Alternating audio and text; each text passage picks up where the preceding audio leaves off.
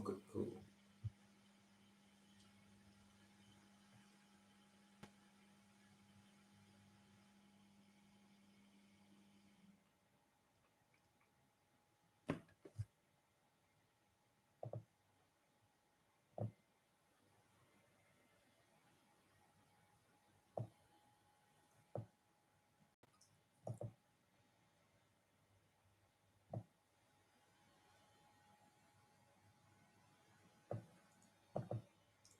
All right, what's going on? It's No Limit Eddie. We are live right now. So check this out, man. For all of my regular live stream viewers, you guys should already know basically how my live streams kind of work, how they normally function. For the most part, I'll have a topic. We will go in on that topic, for like 20 minutes. And then after that, we'll normally jump to something else. Usually just be like back and forth chats with the comment section. And that's kind of what most people come to my live streams for, is just to, kind of chat and talk and different things like that. But today I have a different methodology that I want to try out in mind. So we're going to actually structure the live stream a little bit more as far as the content goes. You actually produce, tell a couple of stories on this particular subject. And then from there, at the end of the live stream, we'll jump into the back and forth section, different things like that. So that's kind of what the plan is, or the agenda is for this live stream in particular. We're gonna let everybody kind of hop on, and then we're gonna jump into the topic. So normally for like my videos, I typically make an outline, and then kind of base videos off of that, or make a script and base videos off of that. So in this case scenario, I made an outline for this video here, and we're gonna kind of go based off of that. And so, yeah, while waiting for everybody to hop on, we're going to wait till we get around like 25, 30 likes before we actually jump into the actual topic of today's video. So while we're going ahead and doing that, what do you guys think we're going to be talking about in today's live? You can drop that into the comment section. And then the second thing you can drop into the comment section is, what is your favorite soda? Do you like Coke, Pepsi, 7-Up, Fanta, Sprite? Drop that into the chat. Right now, we're doing an icebreaker before we get into the main topic, because we want to make sure everybody is able to hop on a live that wanted to hear that topic live and in full effect. So as of now, feel free to drop into the chat what's your favorite soda. Also, smash the like button as well. Smash the like button as well, because the goal before we get into the main heart of the topic is like 25, 30 likes. Then we're going to jump into the main topic. This time around, I actually scheduled the live stream, and I have like an actual thumbnail. I want to just try the idea of producing a thumbnail for a live stream that's not just like randomly taken before live, and see how that works out. Different things. So we're gonna do a lot of experiments with today's live stream. So if you guys are in here right now, you're in for an experiment, I guess. We have 12 likes right now. I appreciate you guys for that. Keep on hitting that like for me. Let's get up to like 25, 30 likes. And we'll go ahead and jump into the topic. And this one should be very interesting. I normally like to talk about these type of subjects, and I normally like to talk about them on a live stream fashion. But today, with me having like an outline or like a script, it should make it a lot easier to make sure I touch on all the points that I want to touch on. And things like that. So if you're just not hopping on, basically what I was telling the previous viewers is that today's live stream is going to be a little bit different. Normally, I just hop on live with an idea in mind and go forth with it. This time, I'm hopping on live with like a little bit more of a structured format. I know kind of what I want to touch on. Everybody smash the like button as well. Smash the like button. We want to get up to 25 likes. So first goal is get up to, let's say, 15 likes. So let's get 3 more likes on this live stream. If you watch me on your phone and it's horizontals, turn it vertically and smash the like button. If you're watching me on your TV, pull out your phone and then go ahead and smash the like button. And if you're watching me on your computer or your laptop and you have the video full screen, just minimize the screen really quick and smash the like button. All right, boom. So we hit 15 likes, guys. I appreciate that. Let's keep on going and getting up to 20. Let's get 5 more likes. So I'll hit the like after this starts if I'm interested. Hopefully you're not talking that negativity, as I don't mean that way. Okay. Yeah, so basically, like I was saying, we're going to go ahead and structure the content just a little bit differently this time around. Boom, boom, boom, boom, boom. Have my points, and then at the end we'll do the back and forth type of thing. The how do you call that? The banter, which you guys really seem to enjoy, the back and forth conversations that we do in the live streams. That pretty much is the heart of the video, or heart of the lives, is the banter. So you guys can stay tuned to the end for that. And we should enjoy that process. But we have 15 likes. The next goal is to get to 20 likes. 20 likes. So let's get 5 more likes on this live stream, guys. 5 more likes on this live stream to get up to 20. We're going to start the main topic. I'll get into the heart of the video or the live stream once we get to around 25, 30 likes.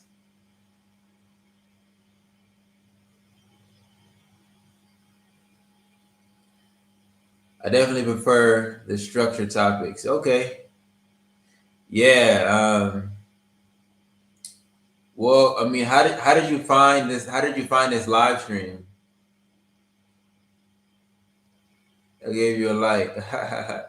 All right, appreciate that. Appreciate that. But let me know, how'd you find this live stream?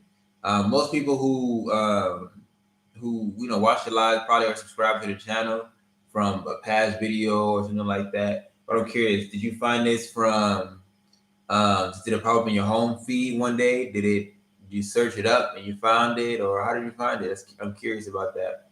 But shout out to everybody who's on this live stream right now. We want to get up to, we got lovely Africa in the building. Lovely Africa, what's going on? What's going on? I was just breaking down right now. You know how we do in the beginning. Oh yeah, and the what do you call it? I just popped up. It just popped up when I opened up YouTube today. Oh, okay, nice. Appreciate that. Appreciate that. YouTube recommended me out. When it comes to the icebreaker of today's live stream, it is, what is your favorite soda? Drop that into the chat. Is it Coke, Pepsi, 7-Up, Dr. Pepper, all kinds of stuff like that. Drop into the chat. You know what I mean? Get that engagement up for the algorithm. Everybody who's coming in right now, we are going to be jumping into the heart of the content once we get to around 25 to 30 likes on this live stream. So smash the like button, guys. Smash the like button. Today's live stream is going to be different. If you guys have watched a lot of my past live streams, normally I come on with a topic, speak on that topic, and then after that, we'll just do back and forth banter in the comment section and different things like that. But this one is actually structured a little bit more. I have an outline. I have a formula by which I'm going to be doing this video. And it's going to be interesting because I've never done something like this on a live stream. So this is going to be my first time trying it. And you guys are going to be basically partaking in history with me in this case scenario. My favorite was Pepsi. Ah, okay, Pepsi.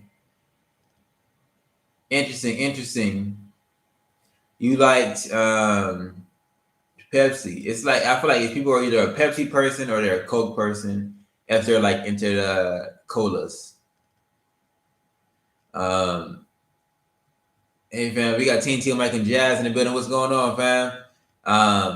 We're looking to get up to 25 to 30 likes on this joint. Sprite. Okay, Big King says Sprite. Drop in the chat your favorite soda, past or present. You know, if you don't drink soda anymore, what was your favorite soda in the past?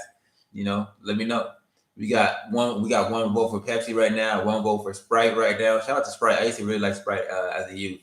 And Mountain Dew. I used to like Sprite and Mountain Dew and Crystal and Sierra Mist. All of the clear sodas, I used to really like them as a kid. Thank you all for hopping on in this live stream and smashing the like button for me. We got a Coke in the building. We got Jixer in the building. What up? Dr. Pepper and Sprite. A lot of people like Dr. Pepper. If you're just not hopping onto this live stream and wondering, what is this dude talking about? Soda. I thought he's talking about you won't be free, all this stuff. We're doing the icebreaker of the live stream, all right? So usually with my live stream content, I'll kind of hop on and just, talk a little jazz for a minute as we get the likes up and as we get people to come on into the stream. And so the icebreaker today is, what is your favorite soda? Now, this live stream is a little bit different than my past live streams. Usually I will, not have too much of a structure, just have an idea and then speak on that idea from whatever comes to me at that moment in time. This one is going to be a little bit different because I actually have like an outline and a script more so for a live stream. So it's going to be different. All right, we hit 25 likes. We hit 25 likes.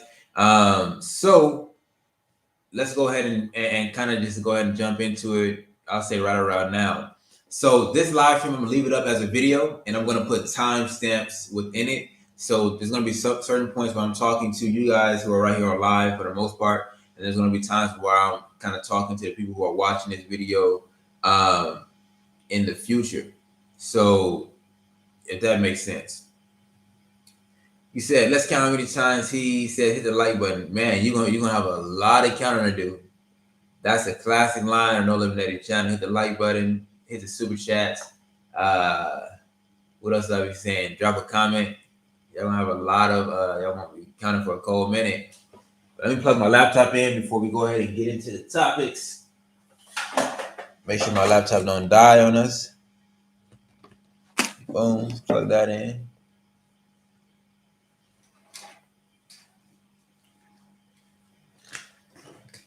And then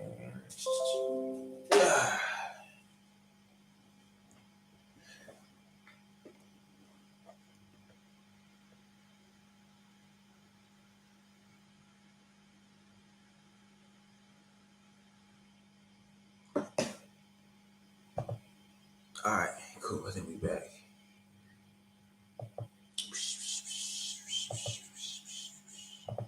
All right, so right now I'm just gonna send this out real quick. Send a message out to everybody.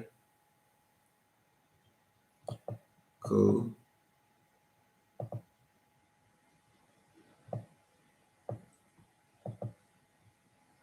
All right.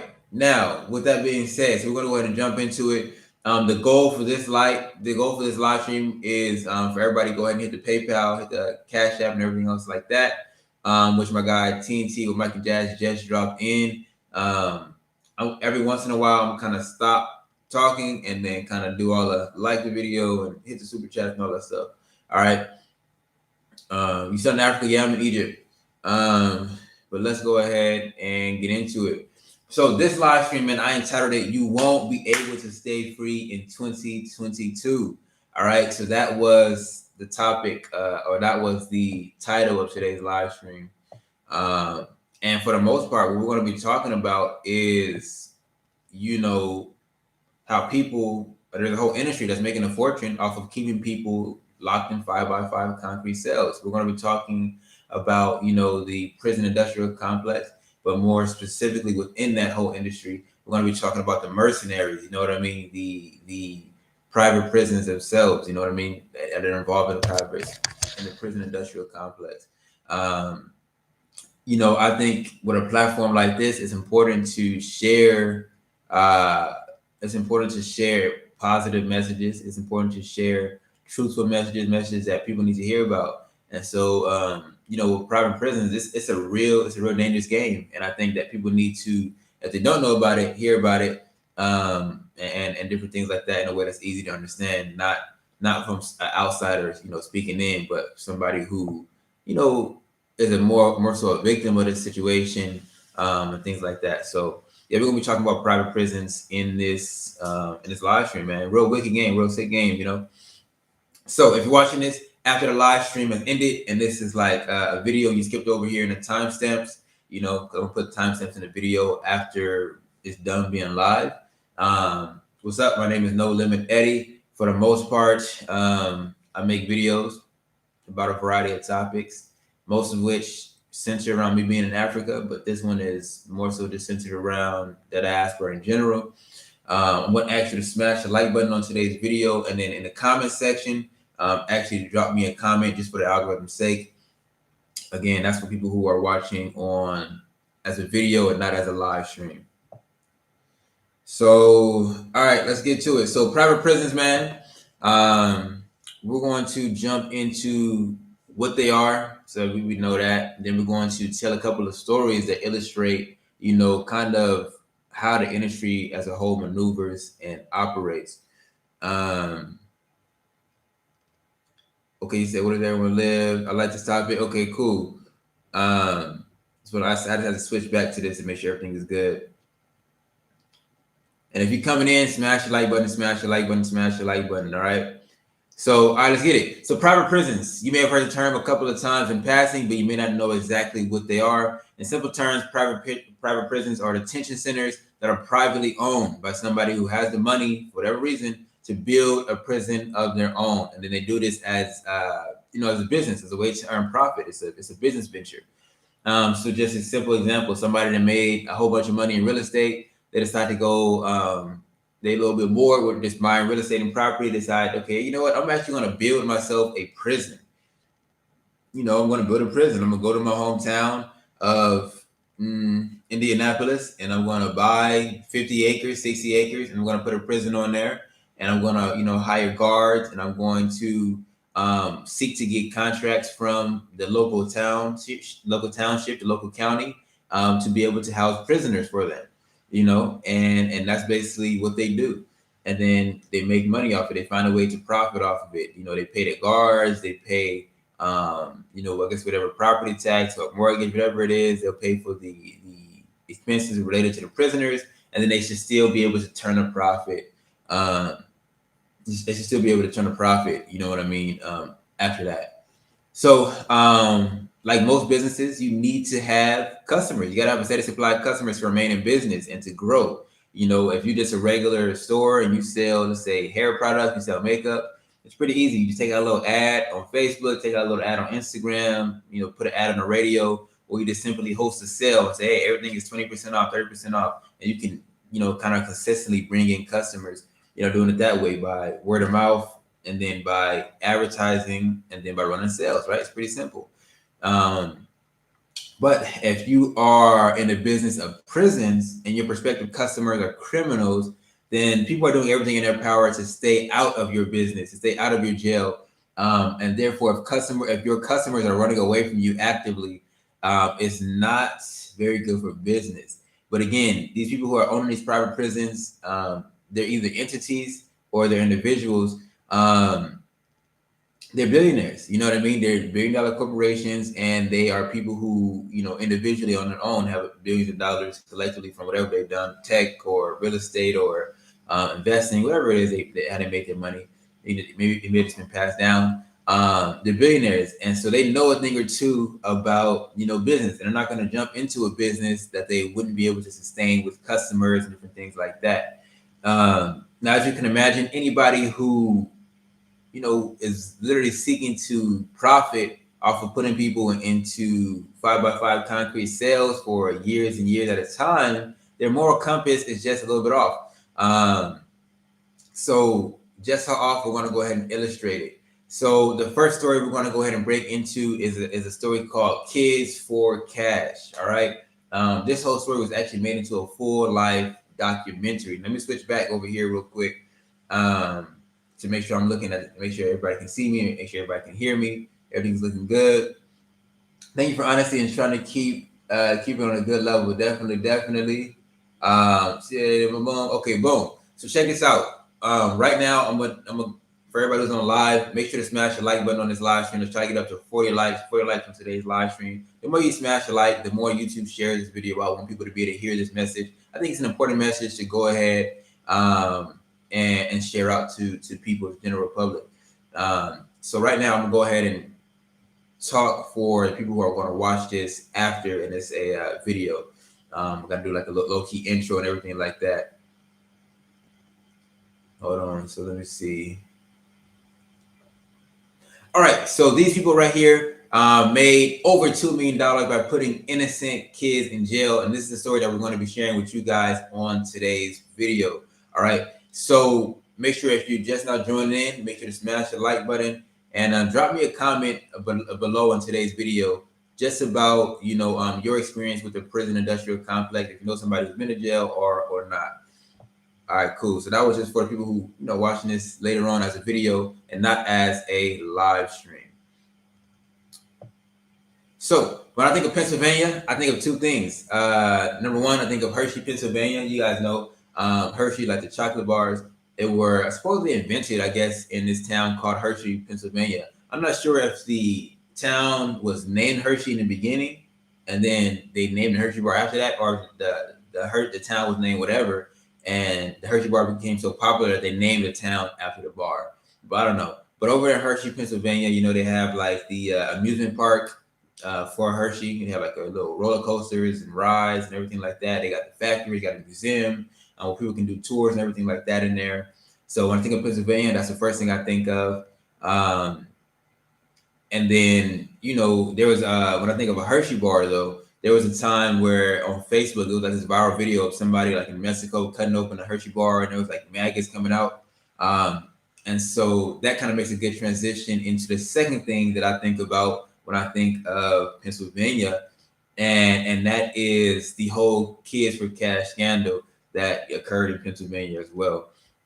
The result of this Kids for Cash scandal ended up being that 3,000 kids, well, the number kind of varies depending on what source you look at. Some as low as around 2,500 and some as high as around 6,000. But for sure, there's a result in like 3,000 kids basically being illegally and wrongfully jailed, and had 2 former judges arrested and turned into felons. So that's the story that we're going to go ahead and jump into and talk about. It's called the Kids for Cash scandal. And like I said, they made a whole documentary about this topic.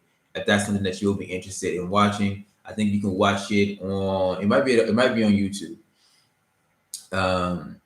So 2003, you know, Bush is in office. The U.S. is fighting a war for some oil in the Middle East, and nobody's paying too much attention to the happenings over in the small town of Luzerne. At least this is what Michael Cohen and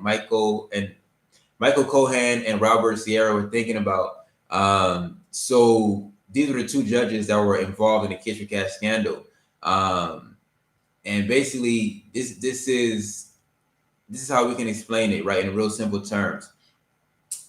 There was 2 judges. They were living in Pennsylvania, and you know, they had a couple of friends. You know, the cohesion in this situation. Nobody really talks about it in that aspect, but everybody was low key complicit, right? So there was 2 youth prison centers that were opened up, and they were called PA Child Care and Western PA Child Care, and they were owned and operated by somebody named Robert Powell and Gregory Zappala. Now, Robert Powell was actually an attorney for the state of Pennsylvania, and then Gregory Zappala, his brother, is actually the district attorney for the state of Pennsylvania. So I'm pretty sure they all knew each other and all kind of planned this out, you know, together about what they wanted to go ahead and do.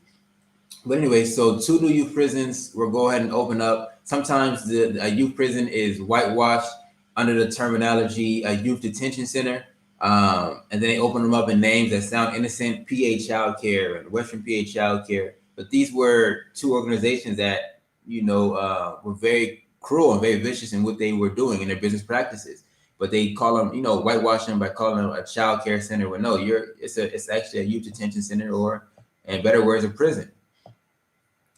All right. So let's go give you some extracurricular details about this situation. Michael Conahan was actually the president judge of his county, meaning that he was the highest ranking judge, you know, in that county at that time, and he was involved in the scandal. Gregory Zappala was a co-owner and the only one not to be arrested in this entire scandal, and his brother was at the time the Democratic district attorney, meaning that as a district attorney, you choose if criminal charges are brought up against a person or not, case by case. And so, like I said, Gregory was one of the only people who were involved in this scam, actively involved in the scam, but was not indicted or faced any criminal charges in the state of Pennsylvania or even federally. And then his brother is a district attorney, and he determines if criminal charges are brought or not brought. So that's kind of the sketchy thing about it. And his brother has been a district attorney since 1998, so he's been holding on to that power for a cold minute. And then Robert Powell is another co-owner in this for-profit prison, and he was state attorney. And then Gregory Zappala actually bought out all of Robert Powell's shares before Robert began his 18-month sentence. These are just some extracurricular details that I'm throwing in that we're going to kind of break them down throughout the rest of things that we're going to talk about, and then probably a little bit more at the end of the stream. Okay, I'm hopping over here real quick. Just making sure that everybody's still hearing me. That no problem. All All right, cool. Seems like everybody can still hear me. Make sure that everybody on this live stream is smashing the like button really quick. Smash the like button for me if you're watching this as a live stream. All right. We want to get up to 50 likes. 50 likes on today's live. The more you like the video, the more that YouTube decides to share it out to other people. All right. Simultaneously, if you can, drop something in the chat. The more you guys engage in the likes and in the chat, the more YouTube knows to, you know what I mean, share this live stream out. All right. Cool. But yeah. So where was we? So yeah, 2003. You know, Robert and Greg this facility is about to open, but there's only one problem, and that is, as a state-run facility, it's too much competition, right? State-run facility is going to make an option for a judge to just send a person to a state, to a state, run youth detention center. And why would they send them from a state run to a privately owned for no reason? So what they go ahead and do is they want to build a monopoly on the industry. So they want that publicly operated, detention center to be closed down, right? So they go to Mike. At this point, Mike is the head judge, like I said, the president judge, meaning that he outranks all other judges in his county. And he's a part of the Democratic Party, and one of his powers, he has budgetary discretion. So he determines what the county spends this funds on, basically. So, okay, we're going to allocate this amount of funds to this, allocate this amount of funds to that. So they go to Mike and basically cause him to stop funding the public youth detention center and instead give the contract to his buddies, which are going to be Robert and Greg, his fellow co-conspirators. And then after that, pretty much the fix was in. So they shut down the local county youth detention centers, and they go ahead and exclusively work with the PA Child Care, and then they exclusively work with Western PA Child Care. So that was the first thing that they did, right? So after that, you have kids being brought to the courtroom for a variety of cases, and the police were in on it as well. But you have kids being brought to the courtrooms of Robert and Michael, which were the two judges that were actually turned into felons, based off of this. And once they were going to the courtroom, there was no attempt to prove if they were innocent or guilty. Basically what happened was they would just yell at them, boom, boom, boom, boom. And then after that, they would quickly give them the punishment. And of course, the punishment was to send them off to PA Child Care, and would do that with extreme swiftness. And they extended their stays as well. So a criminal offense, you know what I mean, would get far more than it was supposed to be getting. So there's stories about somebody who made a Facebook page, trolling their president, trolling their principal, trolling their school principal, and they were sent off to PA Child Care, taken out of the custody of their parents, different things like that. Another person, his parents had bought him a scooter. He took the scooter to school. He got detention for it. Apparently, they said that scooter had been stolen from somebody else. And then again, he was sent to basically a jail for it as well. So there was this variety of cases, just random little small things that they were just like sending them to jail for, and it really didn't make any sense. But again, they were being paid to provide prisoners to PA Child Care and Western PA Child Care. So, the corruption was very intense for them to have shut down the publicly held the youth detention center, and then force it basically a monopoly to Western PA and PA Child Care. So over the years, there were actually multiple complaints filed about the character and the behavior of these two judges, but the complaints, against the judges were kind of just like hushed away. But you have to think about who all is involved with this. You have the head judge, who's also very influential in the Democratic Party, that you're going to be making a complaint against. And then, you have the DA, who is the one who controls the criminal charges are brought against the person who's in on it as well, because his brother is involved with the case. So of course, they're not going to be able to bring criminal charges against, any of these two people. So let me sip a little water.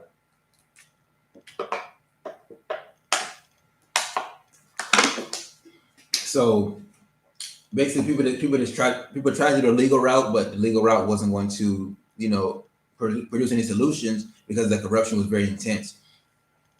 Now, due to these complaints being waived off, I guess people kind of got this little bit disheartened about ever being able to make change.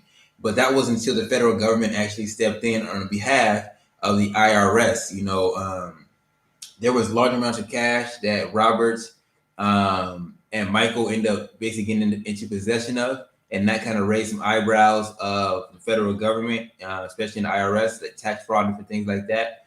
And so once the federal government got involved, when those complaints were made, they started to look more into them, and then they started to basically investigate the judges and different things like that. And that basically, the IRS basically ended up being the ones to put a nail in the coffin. So both judges are right now serving double-digit sentences. Michael is serving a 17.5-year sentence, and then Robert is serving a 28-year sentence. Now, both of them right now, from my understanding, because of C-19, are actually no longer in jail, like the federal prisons. They're in like house arrest. They're confined to house arrest for now.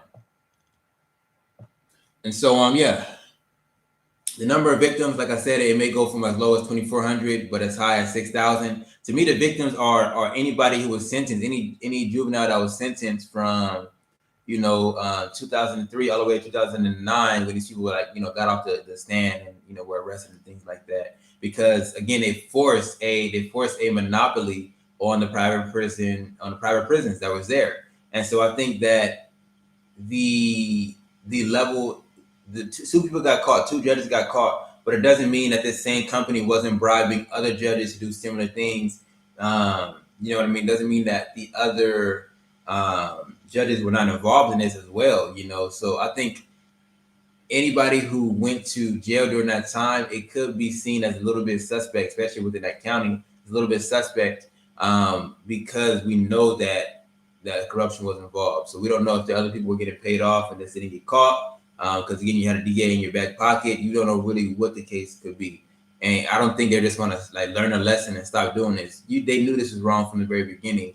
So I'm pretty sure they just move a little bit more smart, a little bit smarter now with the people they pay off and how they pay them off and different things like that. But yeah, the kids' lives are ruined, as a result of these judges just wanting to, get a little bit of money and things like that. And so like I said, the two judges are both in jail right now, double-digit sentences, but they are on house arrest. And then Robert Powell, who was a co-owner of the prison and was the one who was paying people the money, allegedly, I guess, was the one who was paying people the money to, send kids to this youth detention center and to send them for as long as they possibly could. He received 18 months in jail. And then once he got out, he was prompted to pay a $4.75 million settlement to some of the kids that were involved. Now, as far as the resolution to this, 2,400 of the kids were able to get their records expunged of the crimes. But again, the effects of going to jail still will carry out in your life, as far as even just psychologically. And, they took kids out of the custody of their parents. So in some cases now, there were, you had to go through child protective services and be able to remove them and different things like that. So these prison sentences for these youth, had long lasting effects, on the whole community as a whole. Let me get some more water in this joint. Let me switch back over to see if people make sure everything is cool.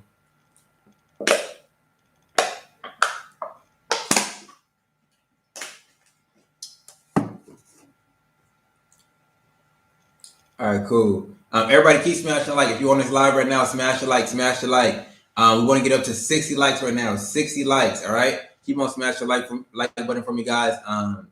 Again, I'm doing my best to make some high quality content that is worth, sharing, content that's worth, producing and things like that. So smash the like button for me, guys. All right, so now let me go ahead and break it down, man. For me, the main conspirators were the Zappler brothers, right? The co-owner. Now, again, once this dude Robert ended up going to jail, his co-owner in the business, he bought out his shares. So he bought out Robert's shares and became the full sole proprietor of the business. So Robert was really just brought on to be the fall guy. Robert was really just brought on to be the fall guy this entire time.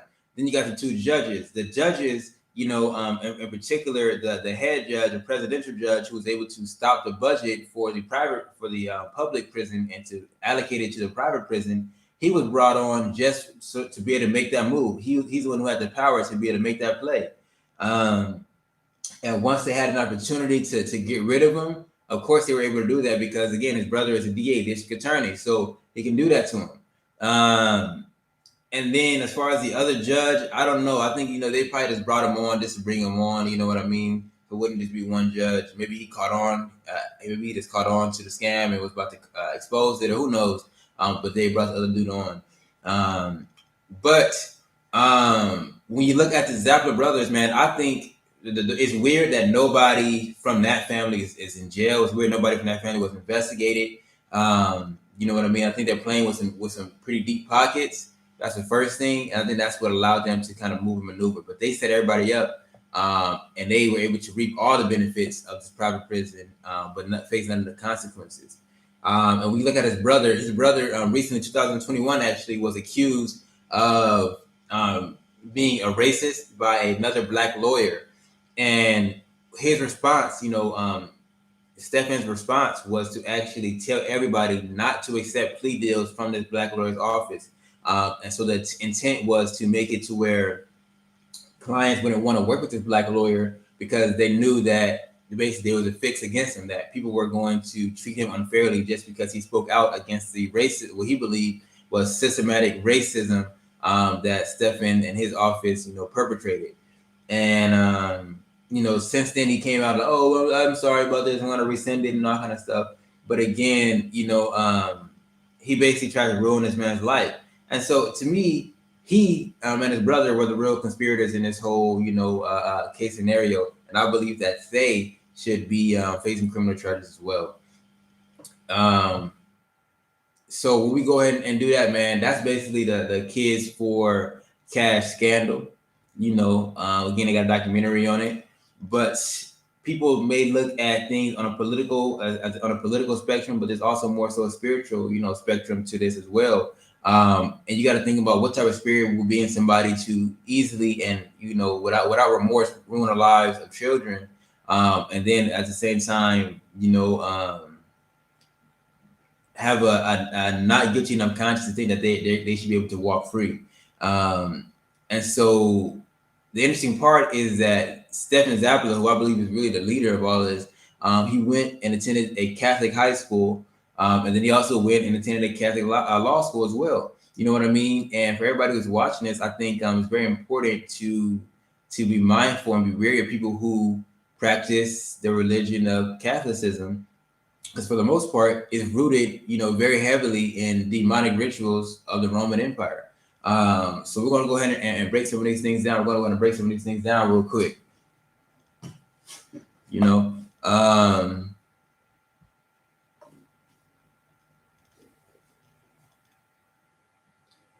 Let's see. When we look at Daniel, we're going to go to the book of Daniel and go to 7 verse 7. It's my dog over in the room over there. He want to get out the room and all this. Every time I go live, he want to come out the room. Yeah, so we're going to talk about the beast in Daniel, and then it's also a similar beast that was in the book of Revelations.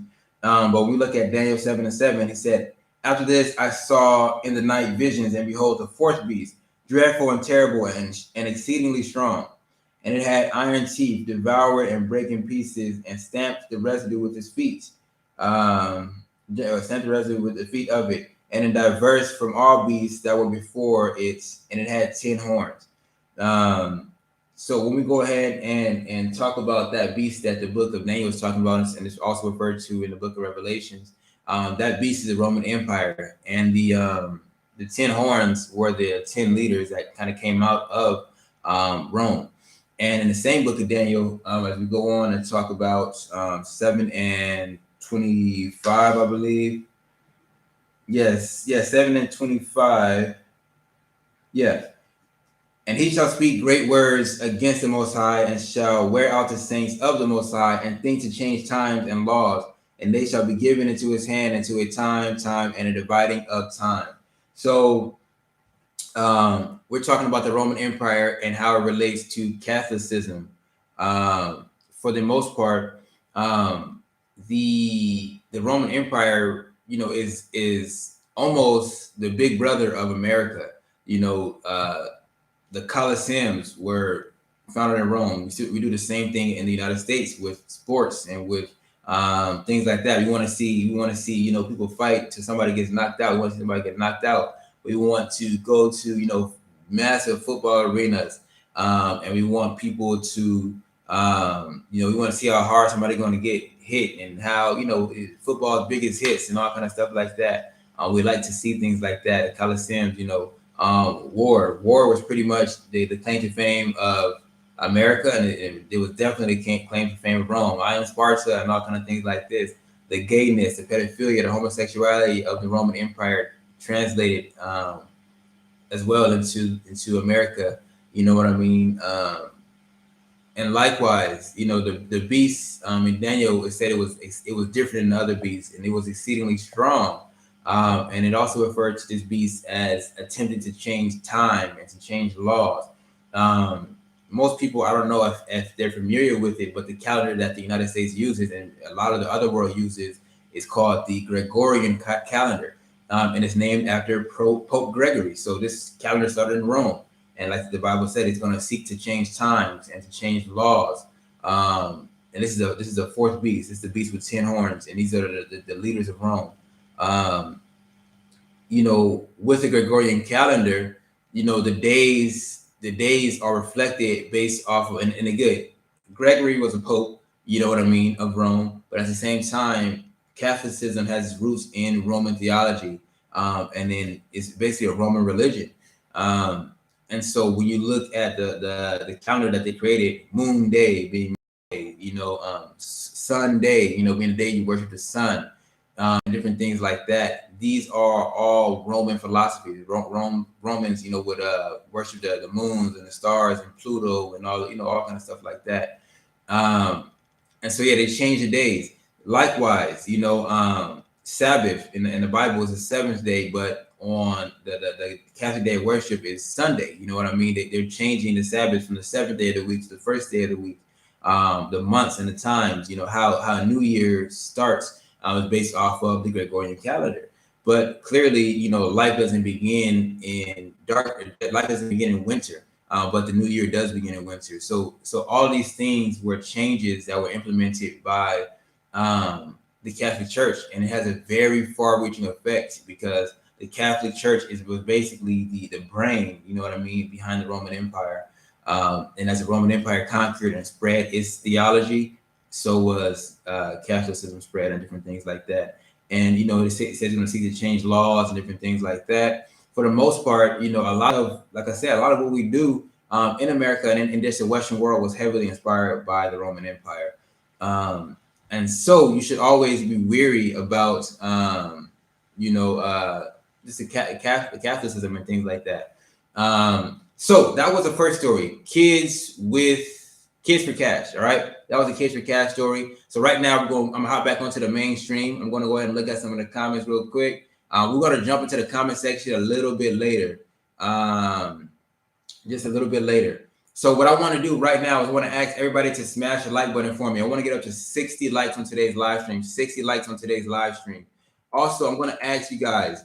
We've been live for around 40 or so minutes. I'm going to ask you guys to hit the Cash App and also to hit the PayPal. Let me go ahead and put up the PayPal link. The goal for this live stream, let's earn $50 on today's live stream. That's the goal for today. I have right here the clappers. We can go ahead and ring these clappers. Why did I go here? I need to go to a different joint.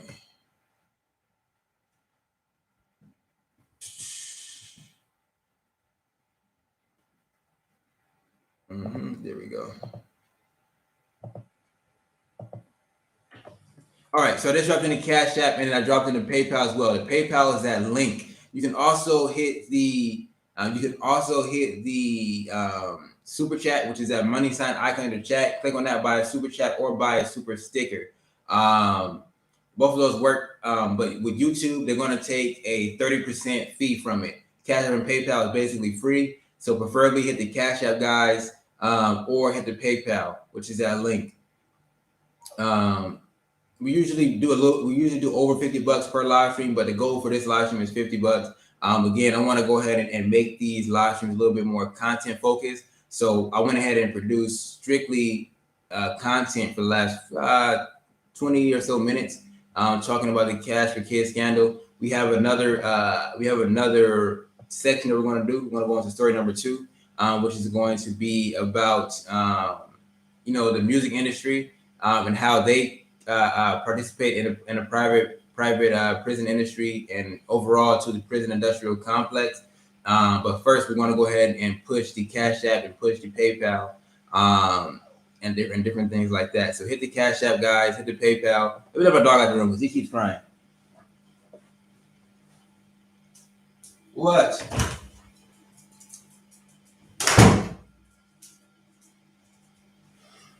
Okay.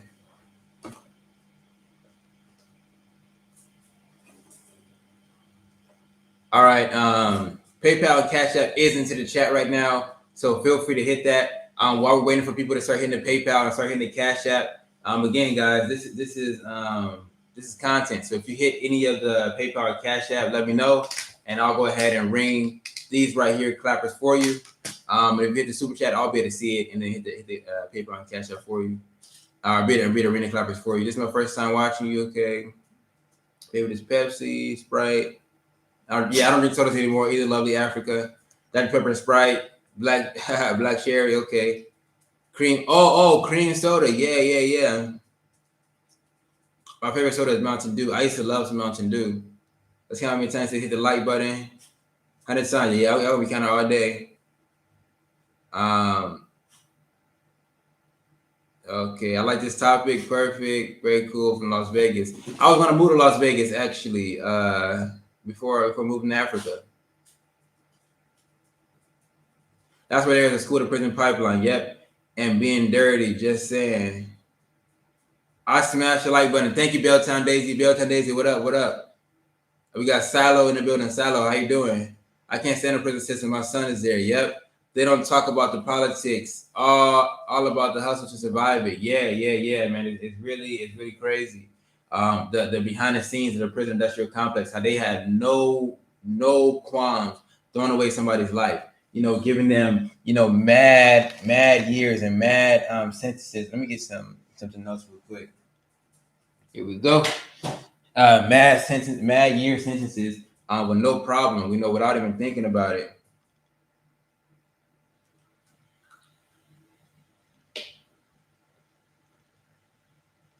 I'm saying it was messed up. I agree. People need to know the truth. Thanks for bringing it out. Most definitely. Everybody who's in here right now, smash the like button. Let's get up to 70 likes. 70 likes. We're doing a live stream. We're basically talking about the prison industrial complex. More specifically, in that industry, we're talking about the mercenaries of that group. We're talking about the private prisons themselves. And so we just went ahead and broke down a story which is called our Kids for Cash, which is a pretty big scandal that came out of Pennsylvania. That ended up leading 2 judges to be, turned into felons, and it ended up ruining the lives of around 3,000 kids, and, there was a lot of money involved, millions of dollars involved. There's millions of dollars worth of settlements now, restitution having to be paid back. It was a pretty big scandal, and, it involved a for-profit youth detention center called PA Child Care and Western PA Child Care. And the story talks about the story that we shared, talking about their very shady business practices and basically paying people to give children, very harsh sentences and very long sentences for crimes that didn't fit the bill. And on top of that, they would also arrest the kids and put them into court without a lawyer. For a lot of cases, no lawyer present. There was no legal advisory given to the kids, and that is why a lot of those people had to end up being released from jail because they didn't get due process. They didn't get the proper treatment of the court. And so this is why a lot of kids actually ended up being released from jail and then having their records expunged, because it was found out that you know the process of the court wasn't even done correctly. Now we're at 62 likes. I know there's way more people in here, so I needed to get up to 70 likes. We need 8 more likes on today's live stream. 8 more likes on today's live stream. All right. Again, you guys said that you guys wanted some content throughout the live and different things like that. So that's what we're going ahead and do. So if you're on your phone right now and you have your phone sideways, I need you to turn it up and down and smash the like button. All right.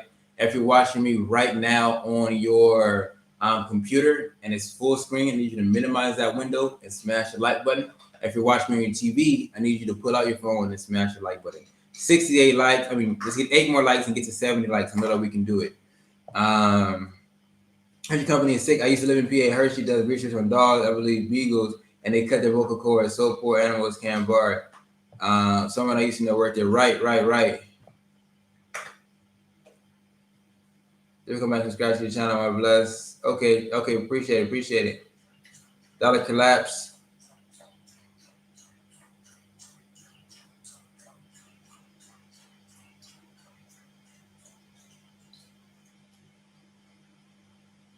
Nice hair. Thank you. It's definitely a money grab. The children expense even goes deep as child care service. That's one I can do a topic on too.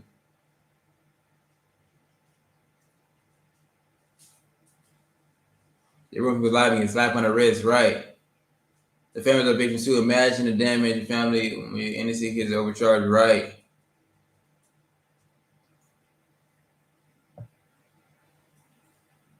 Oh, here's the Cash App. All right, perfect.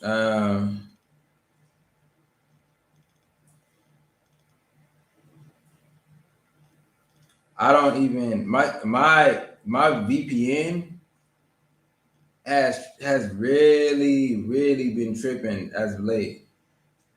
All right, boom. All right, so shout out to TNT with Mike and Jazz for hitting the Cash App. Shout out to TNT with Mike and Jazz for that.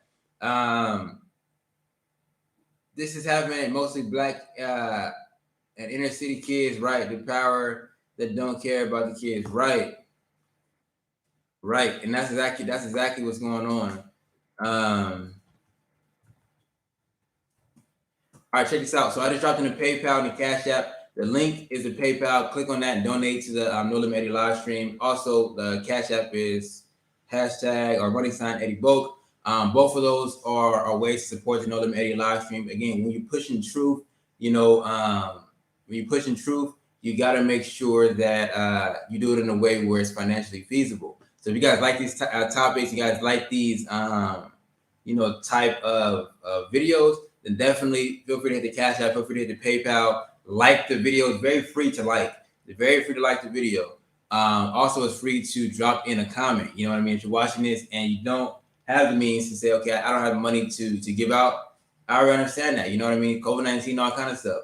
But it's free to smash the like button. So there's no excuse for you not to do that. You just hating if you're not doing that. Second, it's very free to drop something in the chat. You're not that special to where an FBI agent is going to come after you if you drop a comment.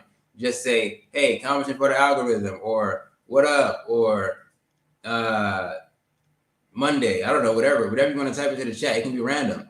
But these are just engagement signals that lets YouTube know people are enjoying the content, so they share it out to more people. Now they share this out to more people, and now we get more people who are able to donate to the Cash App and to the PayPal, different things like that, which then incentivizes me to continue to produce content in a similar manner.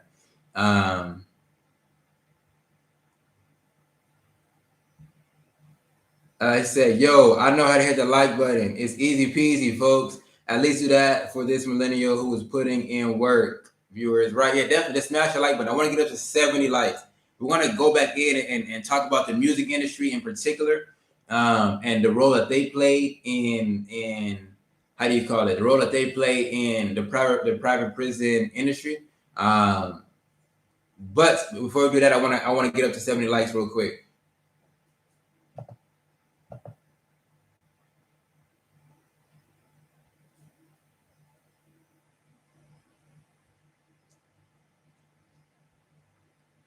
And very simple. So I think we need 4 more likes. I know we got more than 4 people that joined in. So smash the like.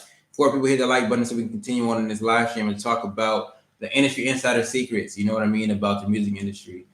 There was, we're going to talk about an article that was produced by somebody claiming to be like a music industry shot caller, talking about the meeting that went down in 1990 about how they were going to change rap music and affect rap music in the future, and how they're going to use it as a pipeline to direct people into prison.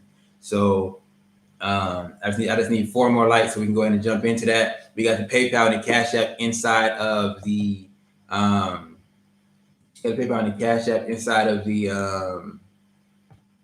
app. Anybody who is a PayPal, anybody who is a Cash App, I'm going to go ahead and ring these right here, clapping for you. The goal for this live stream is to earn $50. So if you want to contribute to that, man, donate $1, $2, whatever, hit the PayPal, hit the Cash App, all right?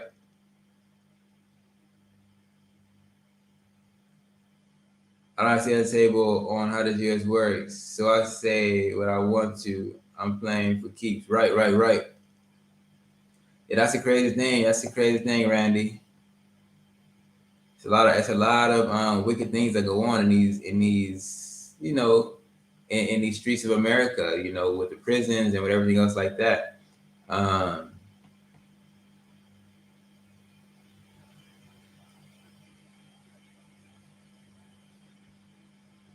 Man, all right. So we basically just waiting for people to hit the like, so we get up to that 70 likes, and we can continue on with the stream. That we can continue on with the stream. America has some dark secrets that are still kept. Based on the simple fact of letting them out will cause chaos on which America as a whole are not ready to handle. It starts from the top to the bottom. The system has to be dismantled, destroyed, and rebuilt.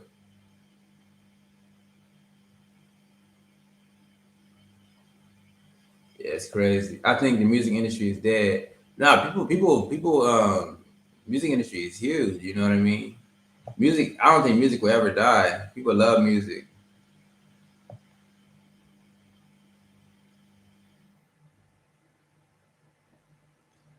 Yeah, they pick the artist for you for the most part. Yep. There we go. We have 68 likes, so we just need 2 more likes. That's it. 70 likes, and then we can go ahead and jump into it.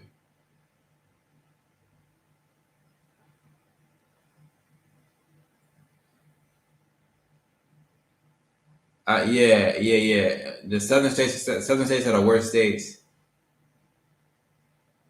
Southern states are definitely the worst states to go to jail in. All right, cool. We have 7 likes. Appreciate that, guys. So let's go ahead and get into the next joint. All right, what's going on? It is No Limit Eddie, and today, man, we're going to be talking about an industry insider that basically tells all. It talks about how the music industry decided to profit off of crimes that they perpetrate in the music that they produce, that they push out and distribute. All right, so let's go ahead and jump into it.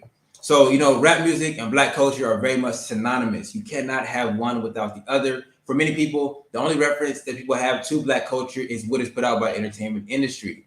And so when nations of the world realized how much power, was in that vessel of entertainment to push and promote a narrative, they saw it fit to, insert what they wanted, the stereotypes that they wanted to be pushed upon certain races and ethnicities into entertainment.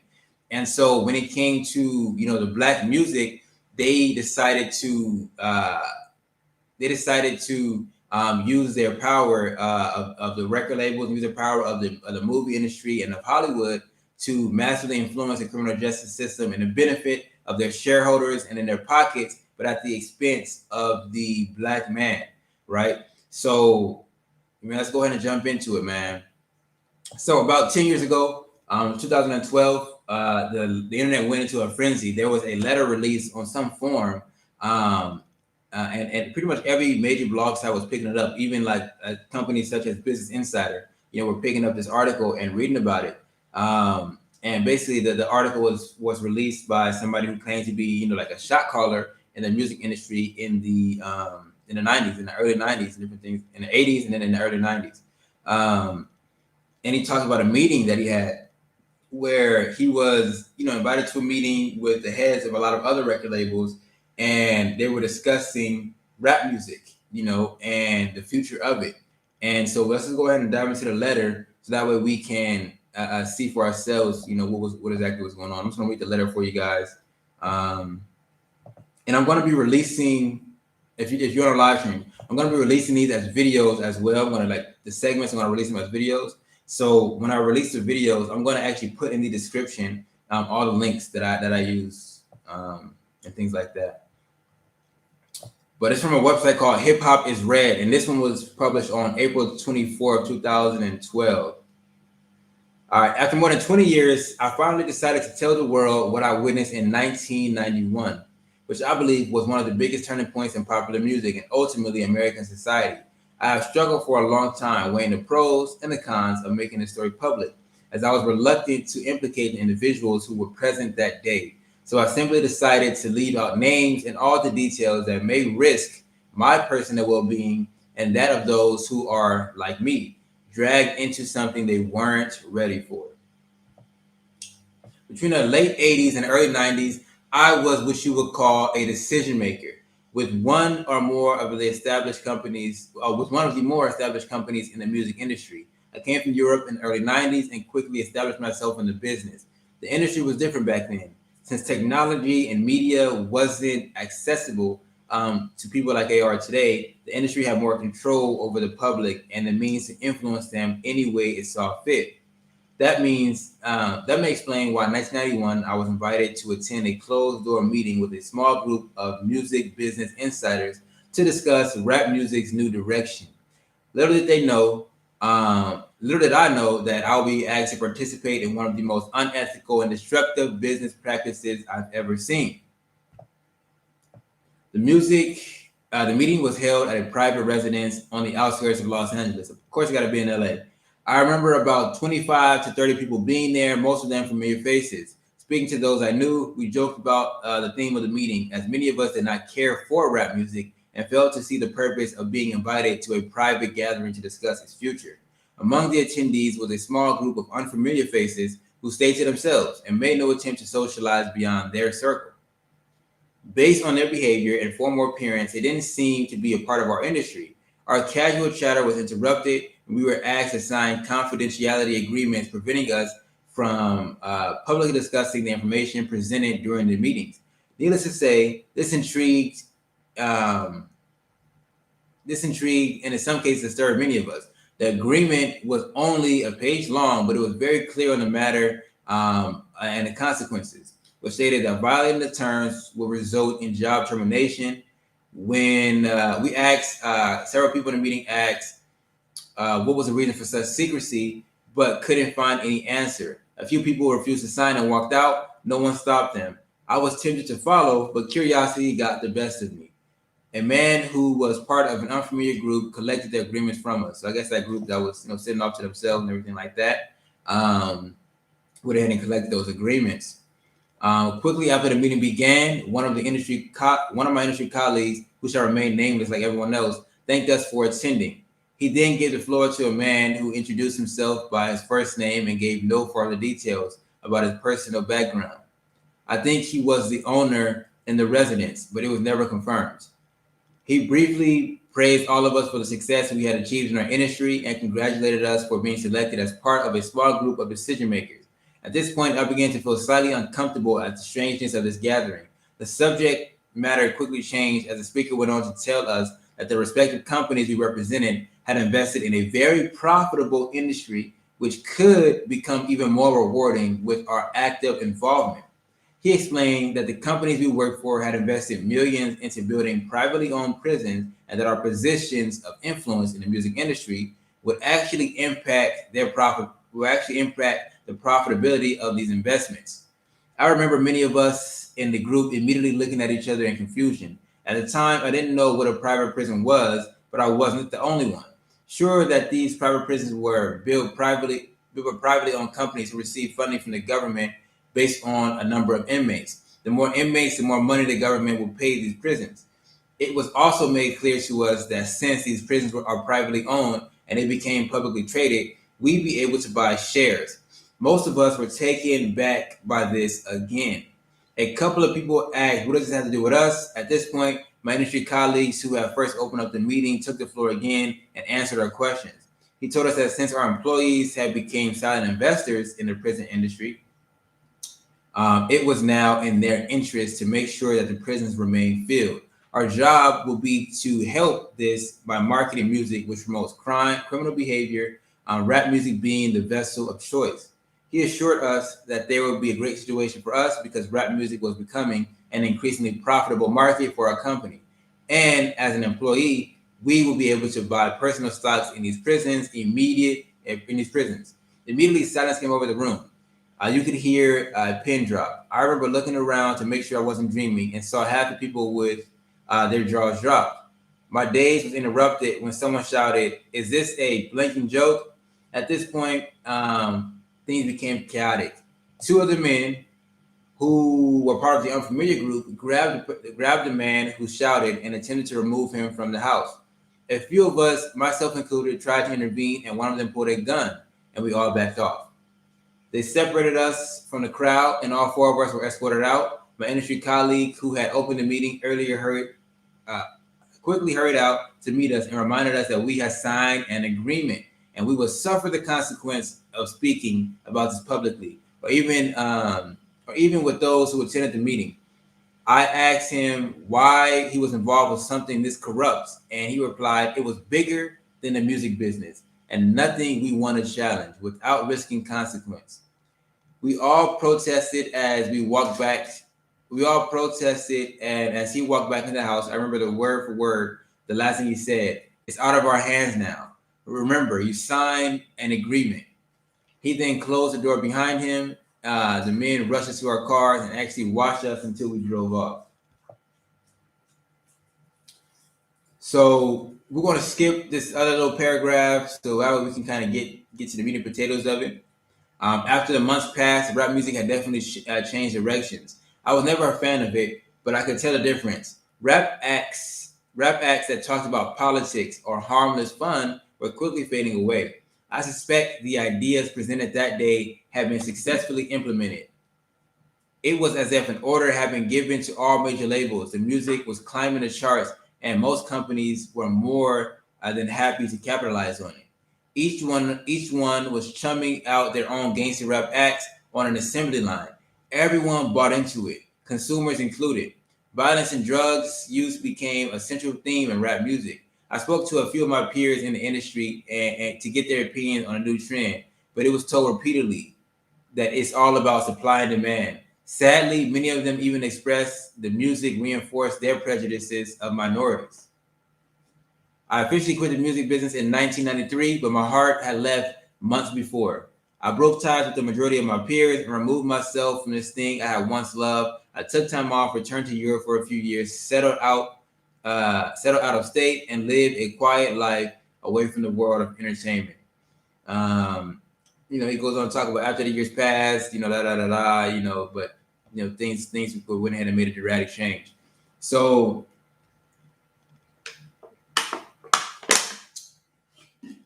at the end of the day, we are going to go ahead and jump into my thoughts on this subject matter personally. Based off the perspective I was able to get up. So now the man didn't leave anything in the letter that he wrote that can be personally attributed back to him. He didn't leave like a name or the company that he worked for, and therefore there's no way of verifying him to be a true music industry insider. However, I do live by the adage, where there's smoke, there's fire. And the fact that this came out and it could have just been dormant on the internet. People post a lot of things and they do nothing on the internet, but this went super viral at the time. There's a whole lot of blogs and a whole lot of news articles and a whole lot of things like that popped up and spurred out as a result of him producing this content. And I believe that was because there's some truth in this matter. I do believe there was a meeting to discuss it because it just makes sense. It just makes sense for, hey, Oreo, it just makes sense for that to be the case. Um, as of now, there are three companies: Warner Brothers, Universal Music, and Sony Music Group, and they control around 90% of the hip hop music. And at the same time, two companies, Core Civic and Geo, own just about all of the private prison beds in the USA. And what connects these two industries together is Vanguard and BlackRock, which are the largest shareholders in both media and in prison. So they clearly have a vested interest in music and a vested interest in entertainment as a whole and in private prisons. So the connection can be drawn there. Follow the money. Follow the money, as they say. So the amounts of companies and blogs that picked this up, man, to me indicates that there was something to it. So you may say, oh, this article might just be fake, or it might just be somebody who decided to write it and people picked it up for whatever reason. But we can look at the facts. You know what I mean? Did music affect the crime rate? Initially, I wanted to look at like rap album sales and compare it to crime rate year by year, but I found two problems. The first one being the statistics for albums sold and per genre was not very readily available online for whatever reason when I was looking. Then the second problem I ran into was that at some point music shifted. It wasn't just CDs. It was illegal downloads. It was iTunes streams. It was a lot of different things. And so I opted for another way to kind of look at compare the rise of hip hop to the rise in crime. And what I decided to do was to use a Billboard top 100. The Billboard, it's a very popular company. It charts how well songs do and do it in a uniform and accepted manner because they can convert streams into album sales, and so basically everything is based around album sales, but they're able to do it and convert downloads and stream it also into album sales, and then rank based off of that. And they have our data accessible to them that a regular person doesn't have. So so that was my method. So I decided to look at like the Billboard Top 100s from the 80s all the way to the 90s, and kind of look at the songs that were able to trend number one and different things like that. And that should give you a general impression of the zeitgeist, the overall aura of that year. You know what I mean when it came to music, and then compare the acts that were being talked about in the music to the crime rate. So if we start looking, basically in 1989, one of the songs that was very popular and actually I think was a Billboard number one was a song called "Self-Destruction" by the Stop the Violence movement. Now, this Stop the Violence movement only produced one song, and it was a self-destruction song, and it was charted on billboards and did very well. And the song actually raised $100,000 in 1989. So that's when money had a lot more value to it than it does now. But they raised $100,000 in 1989 and then donated all that money to the National Urban League. And so, as you can tell already, it was a charitable act. It was a song about promoting positivity. You know what I mean? So, a couple of lyrics from that song. It really ain't the rap audience that's bugging. It's one or two suckers, ignorant brothers trying to rob and steal from one another. These are lyrics from the song, right? Back in the 60s, our brothers and sisters were hanged. How could we gang bang? I never ever ran from the Ku Klux Klan, and I shouldn't have to run from a black man. So these were the type of lyrics that they were talking about. These were political statements. These were discouraging, saying people don't be killing each other, don't be doing all this gang banging and negative activity. Let's actually stop this because we're heading for self-destruction with this. We are poisoning each other with drugs. We're poisoning each other with violence, things like that. We need to turn back to a more positive mindset, a more positive time. And this was a song that came out in 1989 and did numbers on billboards. And it ended up raising $100,000. Now, you can just imagine within your head, if rappers today came together to make a song about stopping violence, that song will be laughed at. That song will completely be laughed at. Because of the people who we have in the music industry now. You know what I mean? And to think about doing a song that did not promote violence, that was for a good cause, it's no way that in 2021 it would do numbers and reach Billboard levels. Just based off of the fact that the music industry today promotes, homosexuality. It promotes gang banging. It promotes murder, drug use, prostitution, things like that. So, there's no people in the industry that we can look at respectfully, for the most part, that can produce a song about positivity and about change that we would listen to and respect. And definitely, if they did produce it, it would fall flat on its face, because the spirit of the people is very wicked, nowadays. But the per capita crime rate was 274 people in jail per 100,000 citizens. That was in 1989.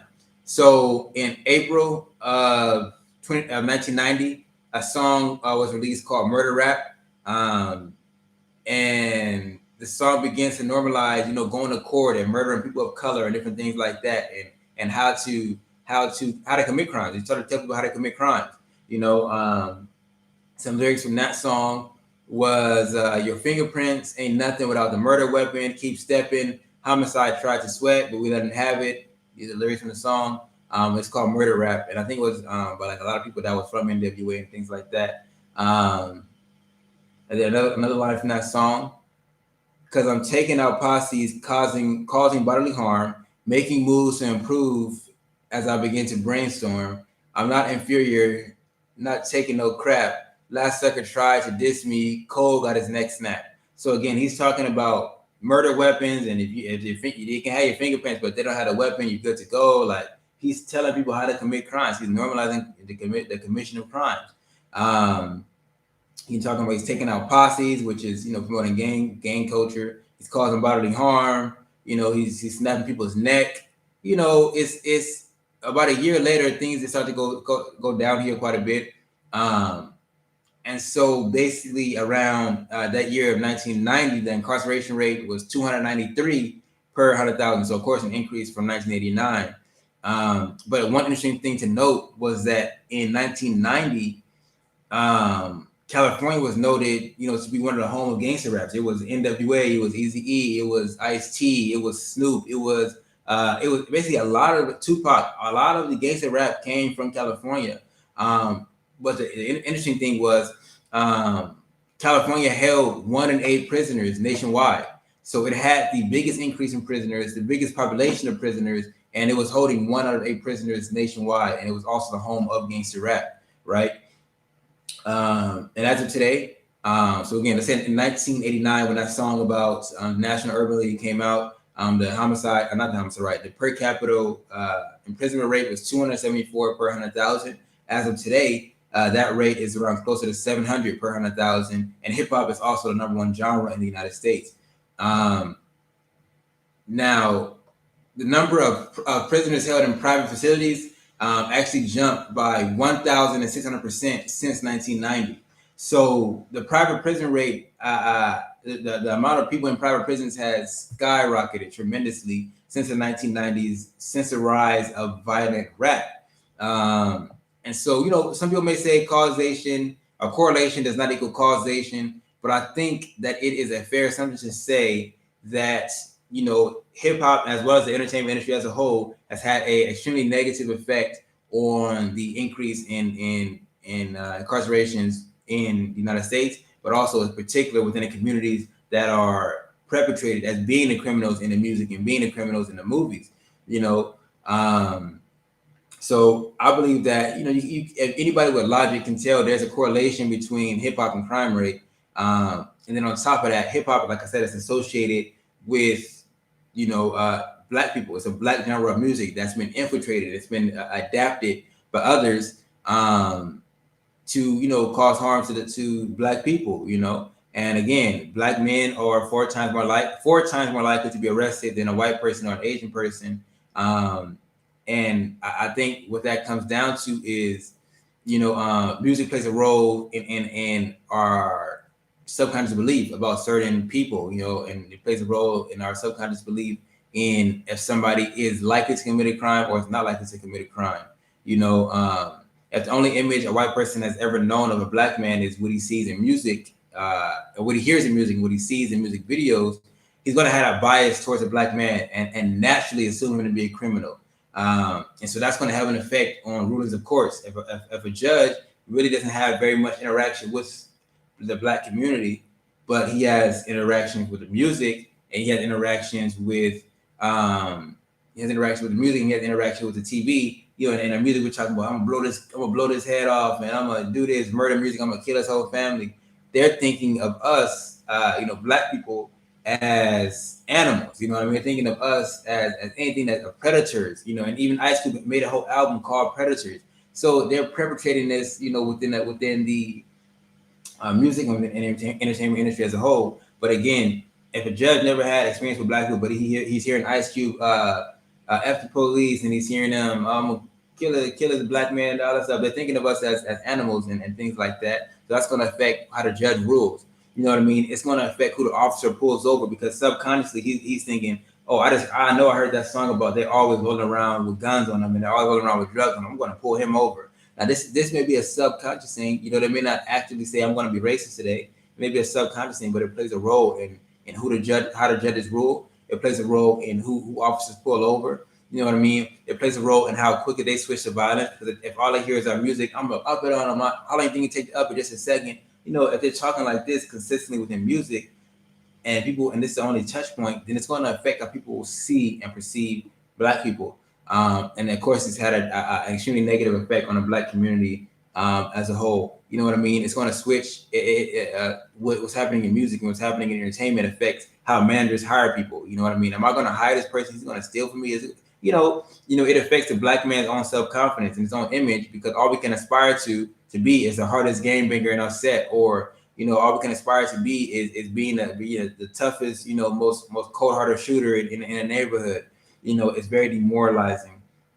And so, overall, the effect of rap music and the effect of the entertainment industry as a whole on the private prison industry, is tremendous. Like I said, since 1990, it's been a 1,600% increase in prisoners held in private prisons. And again, like I said, Vanguard and BlackRock, they own the most media companies, and they also own the most shares in private prisons.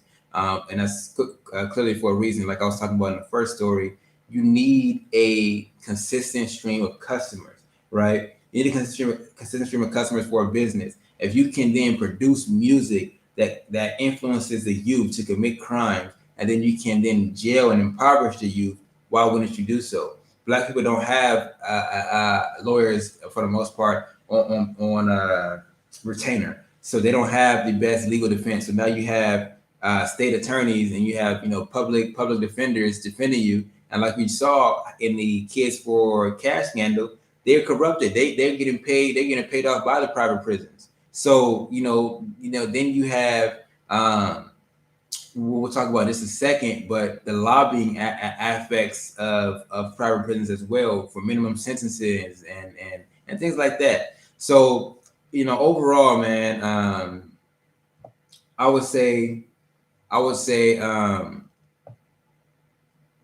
that the music industry had a positive effect on increasing incarceration rates. You know what I mean? It definitely affected how people were arrested.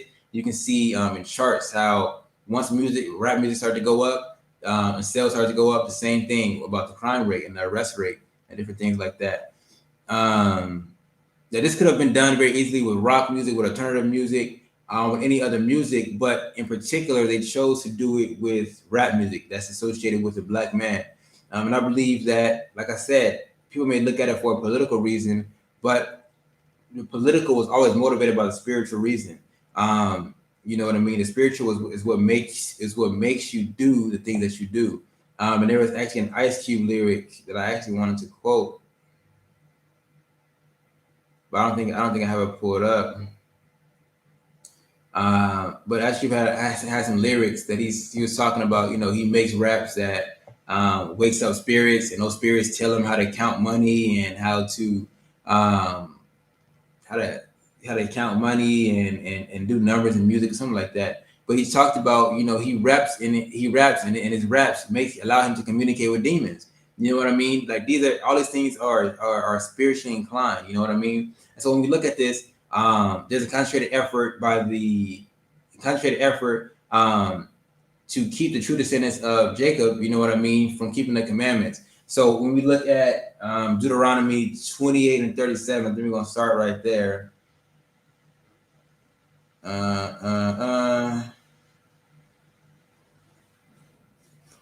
This is interesting live, and this is interesting live. I've never done something in this manner before. But once we finish with these stories, man, we're gonna do we're gonna just chat back and forth. 28. Oh no. Yeah, 28:37. So when the curses were being read out, you know what I mean, in the book of Deuteronomy, the Lord shall smite thee, the Lord shall bring thee and thy king, which thou set over you, into a nation which neither you nor your fathers have known, and they shall serve other gods, wood and stone. And you shall be an astonishment, a proverb, a byword among all nations, where the Lord shall lead thee. So when they talk about some of the curses, you know, and I always recommend people read Deuteronomy, read the curses, and then you tell me who you think the true Jews are. You look at the book of Deuteronomy, it said that wherever the true descendants of Jacob, the true 12 tribes go, they're going to be known as an astonishment. They're going to be known as a proverb, and they're going to be known as a byword. You know, and so a byword is basically a negative. It's basically almost a slur. You know what I mean? It's a slur that you're known by. And so when you look at Black people, they're known as the N-word, Negroes. You know what I mean? By white people. When you look at what they call us in New Zealand, they call us a gollywog in New Zealand. It's like a dog, like a black dog that they made that is similar to what those caricatures were in the States. Like they had the watermelon and the dude with the big lips and teeth and all that. So a gollywog is what they'll call us in New Zealand. A cushy is what they call us in Israel. In Hispanic countries, they'll call us Negro or Negrita or whatever. You know what I mean? And so we're known as a byword wherever we go. And this was a part of what they said in Deuteronomy. And I think, as an aspect, when you looked at the music before the change, before we started to get really violent against rap, the N-word wasn't very prominently used in the music. It wasn't very prominently used within the music, but through the music industry, they propagated the use of that word and associated it with us tremendously. And that word is universally renowned. No matter what country you go to, that N-word is associated with us. Even when I was in Tanzania, you know what I mean, thousands of miles away from California, from Los Angeles, people were still using that word. Locals were using that word and thinking that was a good thing.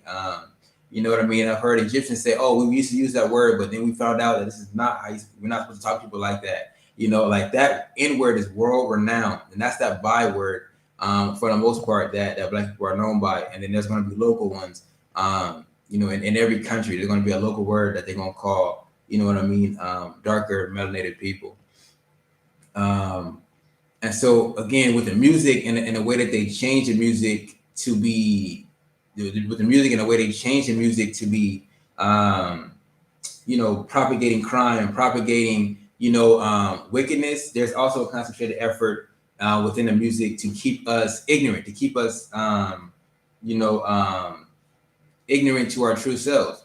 Because once we know who we are and we begin to keep, the commandments and keep different things like that, then they lose control and they lose power over us, and they lose the money aspect, because what's interesting is there was the first hip hop song to chart was something called Rapper's Delight, and it was put out independently, you know what I mean, by a record label owned by Black people. But then with the propagation of gangster rap, that changed. It wasn't about being independent anymore. It wasn't about being, the controller of the music that you put out. It was all about signing record deals. You got to sign to a label. And that was one of the big messages they pushed and promoted to, to people, to kids, and different things like that. I know when I was younger, my man, I wanted to be YMCMB. I wanted to be Young Money, Cash Money. I want Little Man to sign me. That was the dream of everybody in the hood, and different things like that. and that's because they want to maintain control over artists. You know what I mean? And you look at 360 deals, it's basically new age slavery and different things. And a lot of rappers talk about that. Once they realize the conditions and terms of their deal, they got that $1 million, but they could have made tens of millions more had they owned their publishing or owned their masters and different things like that. But again, this is one of the reasons why they want us to continue to listen to this type of music, and one of the reasons why they continue to want to push negativity and self-destruction upon us, as KRS talked about in that song Self-Destruction. In Job 28:28, it says, "And unto man he said, Behold, fear of Yah, that is wisdom, and to depart from evil is understanding." So he said fear of Yah, and we used to fear of God. For those of you guys who don't understand that word, fear of God is to keep the commandments, right? That's what the fear of God means. To love God is also to keep His commandments. So the keeping of the commandments, that is wisdom. That's the beginning of wisdom. And then it says, departing from evil is understanding. So we begin to keep the commandments. We begin to know who we are. We begin to follow the law of Moses, right? We will then begin to have wisdom and understanding, which means we will depart from evil. We're not going to, you're not going to have a knowledge of who you are, a knowledge of the greatness that is within you, and continue down the path of self-destruction. You're not going to continue to degrade your women. You're not going to continue to want to kill your men. You're not going to continue to want to propagate the selling of drugs and the destruction of our bodies. You know what I mean? We're not going to continue to do that. And so there's a concentrated effort to keep us away from our true selves and our true identity. And the way to do that is they distract us. They put, females to in the music videos, and they put they lure us in with the money that we can obtain by selling the drugs, and the money we can obtain by hitting licks and robbing people and different things like that. They're keeping us ideally in a life of sin, right? And because as long as you stay within sin, you'll always be blinded. You won't be able to see things as they are, as things truly are. And so, that's one of the things that they do, and they're doing it purposely to keep us away from the knowledge, which is to keep the commandments, and to keep us away from understanding, which is to depart from evil. You know what I mean? If we depart from evil and we stop, playing in these games, the rap industry will suffer tremendously. The private prison industry will suffer tremendously. The minimum wage job that they force us to work will suffer tremendously, because we will then begin to come together and do things together collectively, realizing the power that we as a community hold. So that was the main message, within that whole aspect. And there was some other Bible verses like Ephesians 6:12, which talked about, our battle was not within the flesh, our battle is within spiritual wickedness. You know what I mean? And it's also a story within the book of, I think, 2 Kings 2:10. It talked about there was a king of Judah, and then there was a king of Israel. The king of Israel knew that once the Israelites started to go to Jerusalem and started to go into the temple of Solomon to sacrifice to the Most High, and to participate in keeping the commandments, that they would depart from him being king. So he literally made golden calves. He went back to what we did in the wilderness, made golden calves, and set them up. He set up 2 worship houses, one in Dan and the one in, I think, was Beersheba. One in Dan and one in Bethel, I think. And he set up those altars to a whole nother god. You know what I mean? He said, don't, going to Jerusalem is too far, it's this and this, just, worship here. So he made us to worship, another god. And so we were in sin, and with us being in sin again, now we are out of wisdom. We are out of the law. So we no longer have the wisdom to see what we need to see, and therefore we cannot depart from evil. So he himself knew that if they went to Jerusalem and started to pray and started to do things like that, they would go to, they would want to join forces with Judah, you know what I mean? Join forces with the seed of David, and have, the son of David be the king, be king over them. But, to stop that, to be able to hold on to his power, he made them to purposely sin. And so again, stories just repeat themselves again and again and again. And so that's one of the big goals of the music industry. But those are the 2 stories that I wanted to go ahead and share. Now I'm going to be hopping back onto the live stream. We had 90 likes. Thank you guys for that. Listen, right now the goal for this live stream, I want to earn 50 USD on this live stream. All right, that would allow me to do live streams at least 3 times a week, and then from there chop them up and cut them up into videos and different things like that. So that's the goal. So if you want to help me to reach that goal, and you guys like these live streams, you guys like these talks, you guys find it somewhat interesting, somewhat entertaining, then feel free to rock out with me. I'm opening this window. I'm getting a little hot.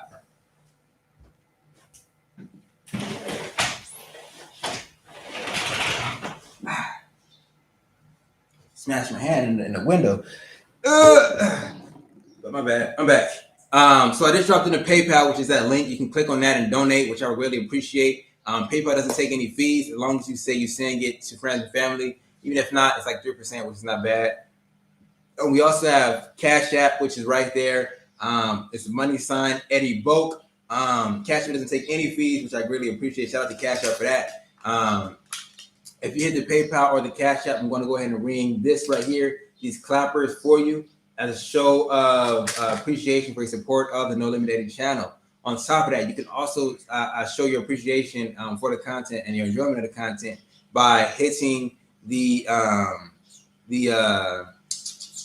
super chat button. That's that money sign icon shown in the chat. You can donate to this live stream via that as well. You can do a super chat, or you can even do a super sticker. All right, so let's go ahead and get these clappers to start ringing. If you guys enjoyed this content, right now we want to go ahead and read a couple of comments and do a little back and forth with you guys. But yeah, hit the Cash App, guys. Hit the PayPal. Hit the. Let me sign to my PayPal too. I don't even have it signed in. Hit the Cash App, hit the PayPal, and hit the what do you call that? Super chats. I gotta go up and read the comments real quick so that we can start the engaging. All right, where was we? Cool. I see where we at now.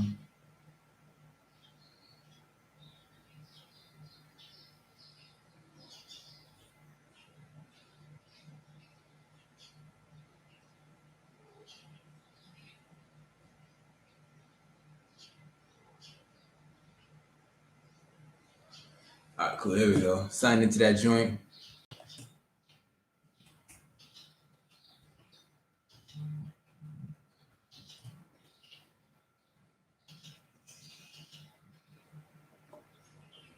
All right, shout out to Quentin for the Cash App.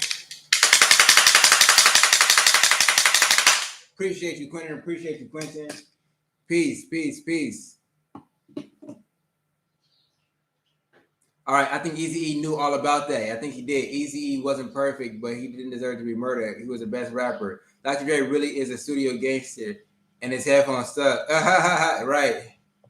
Facts. They used to be conscious rap. Then a white executive pushed gangster rap. So I'm sure you are about to tell why. So I won't ruin it for the lie. Right, right. A lot of people are evil, right? Are you coming back to the States? No.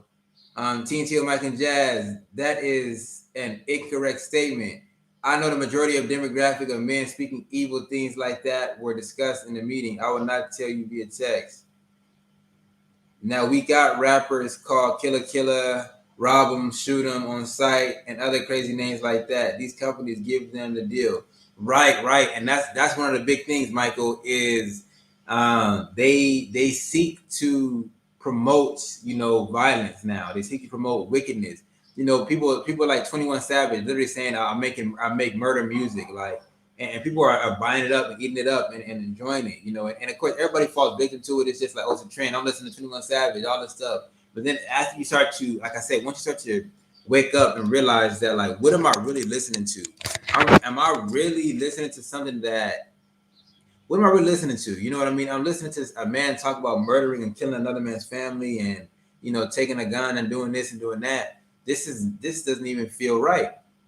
Everybody smash the like button. Smash the like button. I want to get up to 100 likes. Let's go ahead and make it happen, guys. 8 more likes. 8 more likes. If you watch me on your phone and it's like this, turn it vertically. Smash the like button. If you watch me on your computer and it's full screen, minimize that screen and smash the like button. If you're watching me on the TV, pull out your phone and smash the like button. 100 likes. I know we can do it. I know we can do it. All right. But yeah, they promote murder music and crimes and different things like that. There was a rapper. His name was Glock 9. He literally posted on his Instagram about doing PPP fraud, and he got arrested. So it's like you gotta rap about crimes and to get on. And so people are stupid enough to really be committing the crimes and then rapping about them and then getting arrested. Think about somebody like Bobby Smurda, who committed a murder and then went on and made a viral song about it, about committing a murder, and then he got arrested for it, and he was in jail for the last I don't know how many years.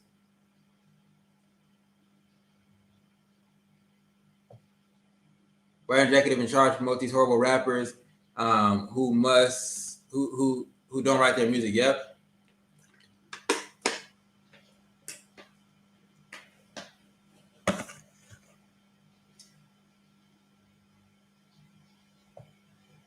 NWA said they found out later they were being used to take down Public Enemy. Oh wow, really? Please don't Eddie. This is a great content. Yeah, definitely hit the cash, definitely hit the super chats, hit all that. I remember someone that literally told me how to cook crack. Yeah, and I think that was Master P. I think that was actually a Master P song about how to cook crack, if I'm not mistaken.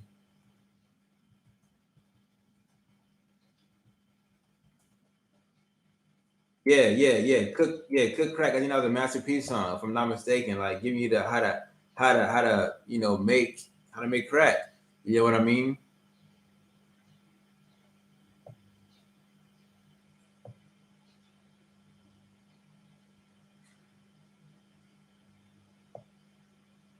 Why don't they push the violence in country music? That's what I'm saying. You don't see executive pushing it to talk about cooking meth and mass shooting schools. It's super diversive. Right. Shout out to TNT with another Cash App. Appreciate that, guys. We're $10 away from hitting the goal of today's live stream. $10 away from hitting the goal of today's live stream. So everybody feel free to hit the Cash App, which I'm going to drop in.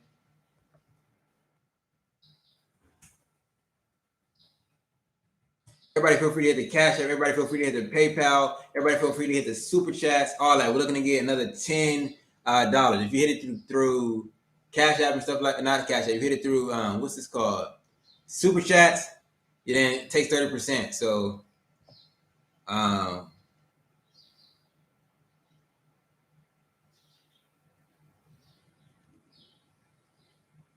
let's see. We know it's Jews. They're still considered white to me, right? Easy died of AIDS. Tupac was murdered. So you should do research too. I'm the person ever. You don't know me at all. You talk too much. It's sad. Karen's old man and TNT Mike and Jazz. Let me see. Try to see what's going on.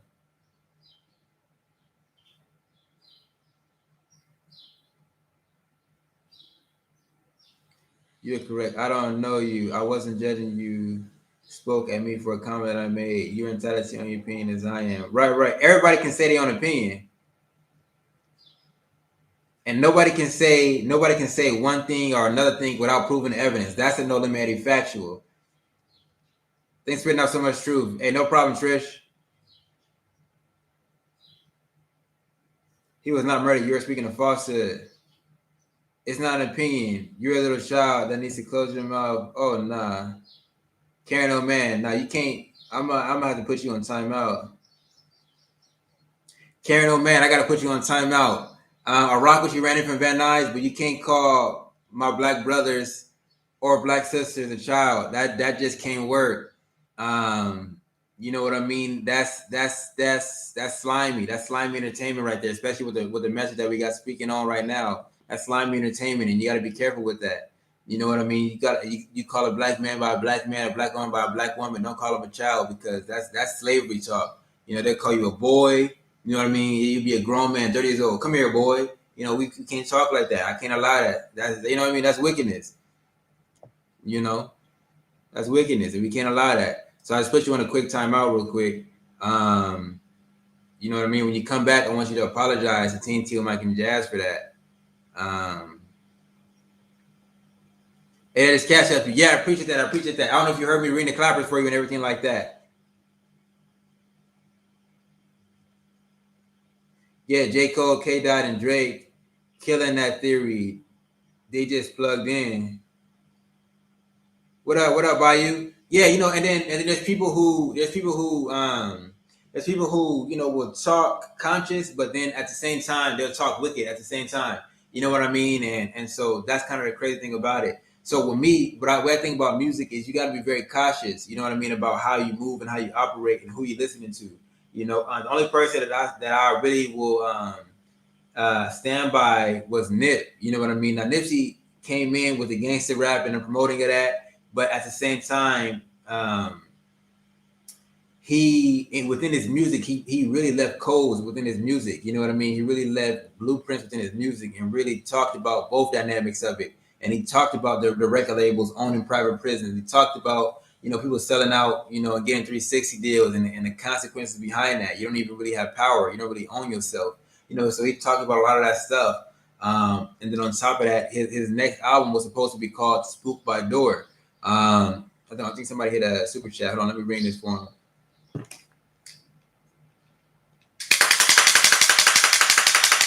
Shout out to Bayou Beezy. Appreciate you, Bayou. Appreciate you, Bayou, for the $9.99 super chat. So with on YouTube, if you send $10, they're taking 3, so that's 7. So we need 3 more USD to hit our goal for this live stream. If anybody wants to hit PayPal, Cash App, Super Chat, let's drop all that stuff in actually.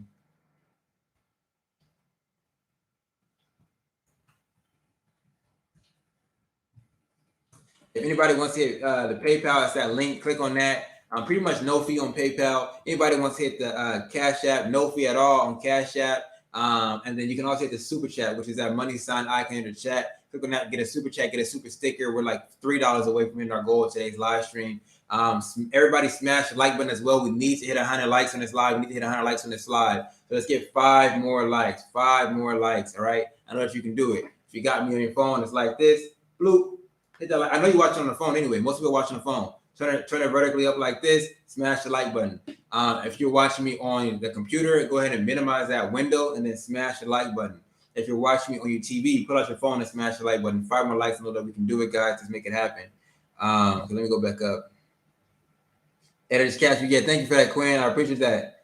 I'm proud of you, young brother. Yep, appreciate you. Music is powerful.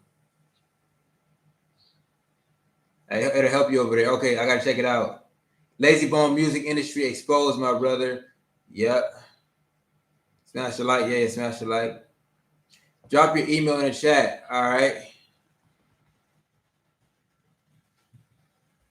EDIEBULK. Oh no, not EDIEBULK. It's Eddie.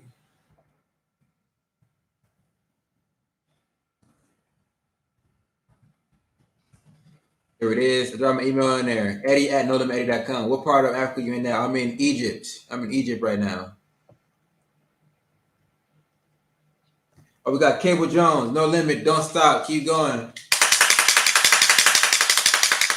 Shout out to Cable Jones for that super chat. No limits. Don't stop. Keep going. Definitely. I appreciate you for that. We hit our goal. We hit our goal for the like. We hit our goal for this. I'm pretty sure. Bayou Beezy, you're right. What about you, Beezy? Oh, okay, yeah, probably talking somewhere up there. But yeah, so 4 more likes, guys. Get the likes up. Smash and like this. Lets YouTube know you're enjoying this video, so it shares it out to more people. The chat has been very active today, so I appreciate that, guys. I appreciate the back and forth that we've been having in there.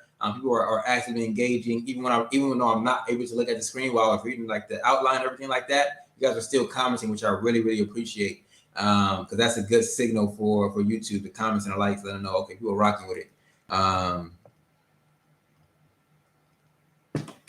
We got my guy Quinn hit me with another one. Shout out to Quinn, to Central One. Thanks, Eddie. I'll be sending emails, brother. Okay, definitely. Check me out. Yeah, everybody smash like, man. 4 more likes.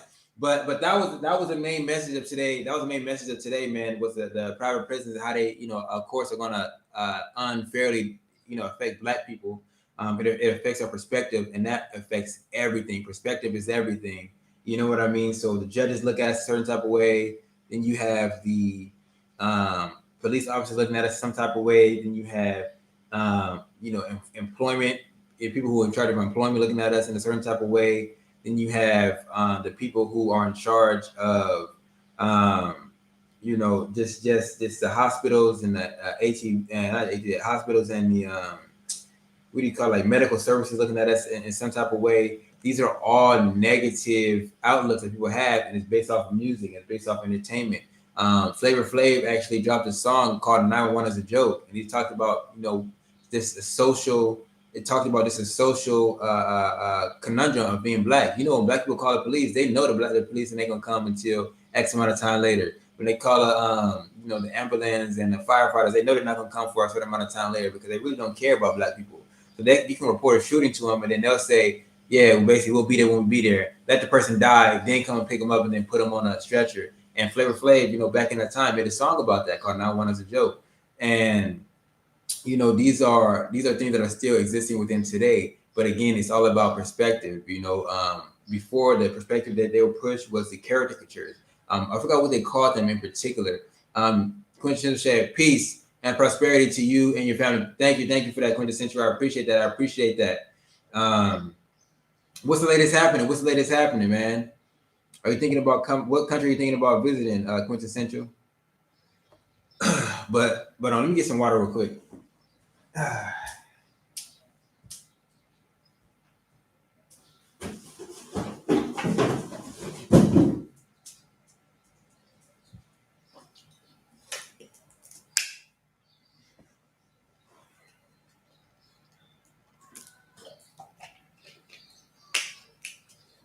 I'm gonna ask everybody to smash the like. Smash the like, guys. Smash the like. I want to get up to 100 likes. So let's get 4 more likes. 4 more likes. Let's make it happen, guys. 4 more likes. But yeah, and so that was one of the things that we wanted to talk about, that perspective aspect of it. You know what I mean? The social services aspect of it. It's very crucial. What's going on. So. Oh, Nairobi, Kenya, where fake Panamera is, definitely. Okay, that seemed like a dope spot. So JT the bigger figure, man. Shout out to JT. I enjoy his live stream and stuff like that. He's a funny dude. He is a funny dude. I watch his content from time to time. Royal Ranger, hit that like button. Thank you. I appreciate that. Yeah, that's one of the things, man. Hitting the like button is huge.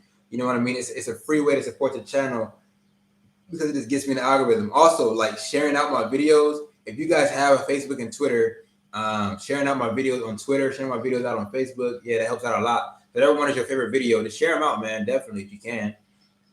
That'll help out a lot. Definitely on the road, man. We want to hit 20K, man. It's been a long time, and I'm still trying to hit 20K. Let's see where we're actively at right now.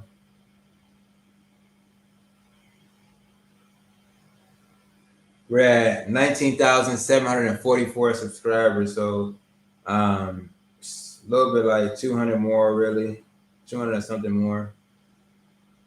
Hopefully, we can get there soon.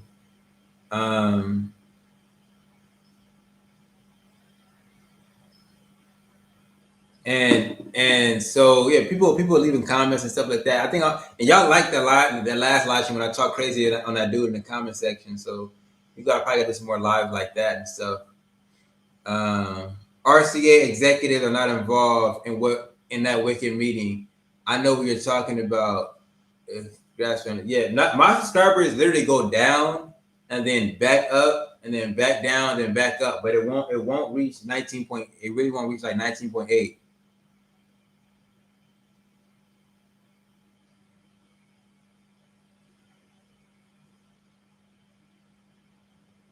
Hey, so Karen's old man, what I'm saying is you can look at the photo of TNT or Mike and Jazz and you can see the ethnicity of them.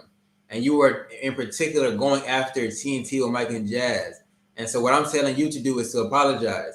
You know, I'm telling you to apologize for calling a grown man, regardless, a child of calling a grown man as a child. You know what I mean? You say something about he's a kid or he's a child or something like that. I just want a proper apology, because you, Karen's old man, aka Randy from Van Nuys, you always in the chats, and so is TNT or Mike and Jazz. So it can't be having beef within the comment section. You know, we can't be doing that. And we shouldn't be making, if people comment, I want people to be encouraged to comment on No Eliminated channel.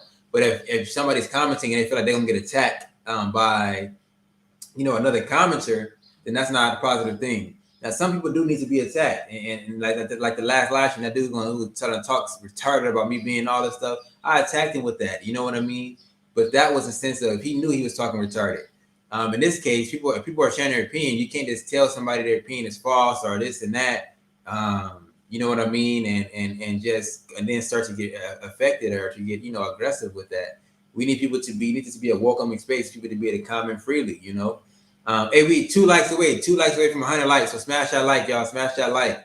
All right, I'm talking to you right there, who've been watching the live stream the whole time but ain't hit that like button. Yeah, I'm talking to you. I'm talking to you right there, the person who've been hearing me talk about smash the like button, but just like, I'm gonna hit it when I want to hit it. No, hit it right now. 2 more likes. Let's get to 100 likes. Shout out to everybody on this live right now. I appreciate y'all, man. I appreciate y'all. You know, prison game is wicked. The prison game is wicked. You know, the aspect of what private prisons do, they lobby for laws that affect, you know, everyday citizens, even if you're not in the private prisons, because they set up minimum sentencing laws. So if somebody commits a crime, now they have to be sentenced to a minimum of 10 years or 8 years. There's no, the discretion of the judge is being taken away. You know what I mean? The discretion of the judge is being taken away. And so with that being said, let's keep going, keep hitting the likes, guys. Keep hitting the likes, man. Just keep on doing it. 110. So minimum sentences, and now you commit a crime, you go ahead and you jaywalk across the street. Now your minimum sentence is 6 months. You got to spend a minimum of 6 months in jail, you know, just because you jaywalk, versus a judge before would be able to say, okay, you jaywalk, where you jaywalk at? You know, who cares? You know what I mean? This ain't worth my time. But now, if you do it, the judge has to give you a minimum sentence, you know, and so that's one of the things that's really negative about what the private prisons lobby for. You know, likewise, you know, private prisons, you know, they on average, they have more violence within them. What's good, fam? What's good? Yeah, James, hit me with the classic line. But yeah, one thing, they have more violence. The prisons have more violence within them. There it is. We have more violence within them because the staff is a lot of times not even half as trained as those in the public prisons and stuff like that.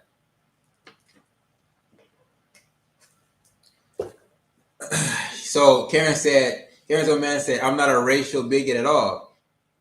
That man is an immature person. That's all. That's always has to be right. Always, anybody can speak the truth whenever they want. Can shun someone, but it's so buck for all due stand." So Karen's old man, this is what I'm saying. You can say you're not a racist bigot. Okay, that's fine. So then you should have no problem. You should have no problem of apologizing to another man, right? If it's not about race, you should have no problem apologizing to another man and say, "Yo, you know what? As a man, I shouldn't have called you a child." You know what I mean? Or you can say, as an adult, I shouldn't have called you a child. You know what I mean? I should respect your opinions. You know what I mean? Because at the end of the day, you basically you don't want to start a name calling when you really think about it. So you got to think about who's the child in this situation. You know what I mean? And this is just, you're my brother from another mother. I would never send it racist to you or anyone. All right, so that's 100%. I 100% believe you in that case scenario. So what I'm gonna tell you is just make an apology to, I think it was specifically TNT with Mike and Jazz. Yeah, it was specifically TNT on Mike and Jazz. You know what I mean? It's very simple to just go ahead and do that. You know what I mean? Yo, I apologize. You know what I mean? For you know, making an immature statement, so on and so forth, you know. The No Limit Eddie channel, nobody called him a name. That's what I'm saying. So he started the name calling by calling TNT Michael Jazz a child. So now I feel a certain type of way about that. You know what I mean? And it's just, you know, at the end of the day, everybody on No Limit Eddie channel who subscribe here gotta be a gangster about what they do. You know what I mean? So if you make a stance, you gotta stand on it. And that stance that you made, you gotta stand on it and say, you know what, that was let me apologize for that. You know, it's real simple.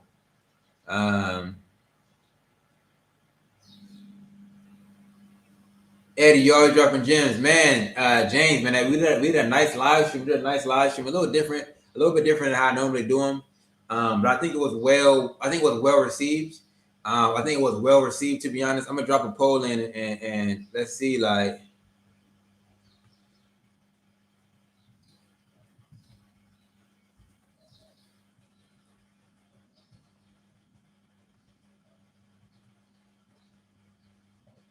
I dropped the poll in right now, so y'all should be able to see that soon.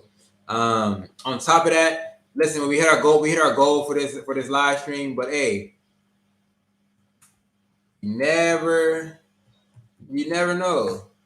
If anybody wants to hit the PayPal or the Cash App or the Super Chat, feel free to do that.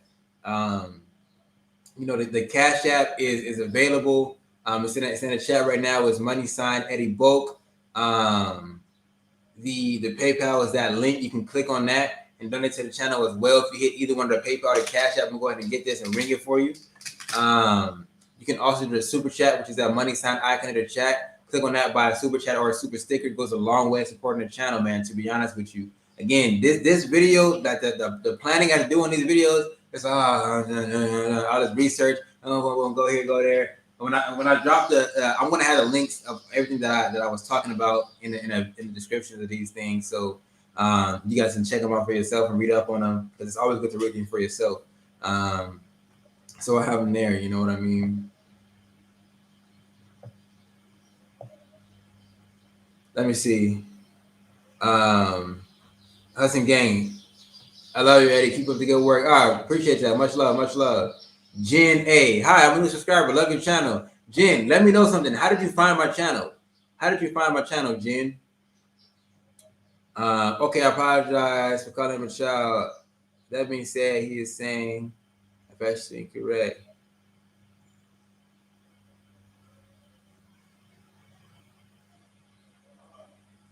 I'm a kind of quick you a fist. My comment.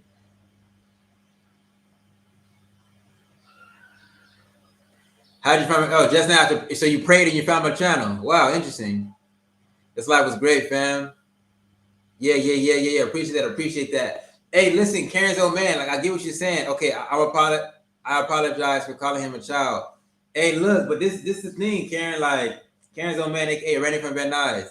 Randy, I respect you, man. You always in the comment section, everything like that. You see what I'm saying? You always engaging. You know what I mean? You and your wife Julia as well. You know what I mean? I appreciate both of you guys. So the thing is, I appreciate TNT Mike and Jazz as well. You know what I mean? TNT Mike and Jazz been solid for a very long time. You know what I mean? I think they're the only moderator in here right now. And so when you said you're from New Jersey, when I'm from is LA. You live now pretty much in LA. So you know the respect culture. You know the respect culture and how important it is. So that apology, you apologizing, you saying you're apologizing, but you're saying it to me. So you need to say, TNT Mike and Jazz, I apologize for calling you a child. Very simple like that. Do it like a man. You know what I mean? Like that's really the key. That's really the key at 2020, 21.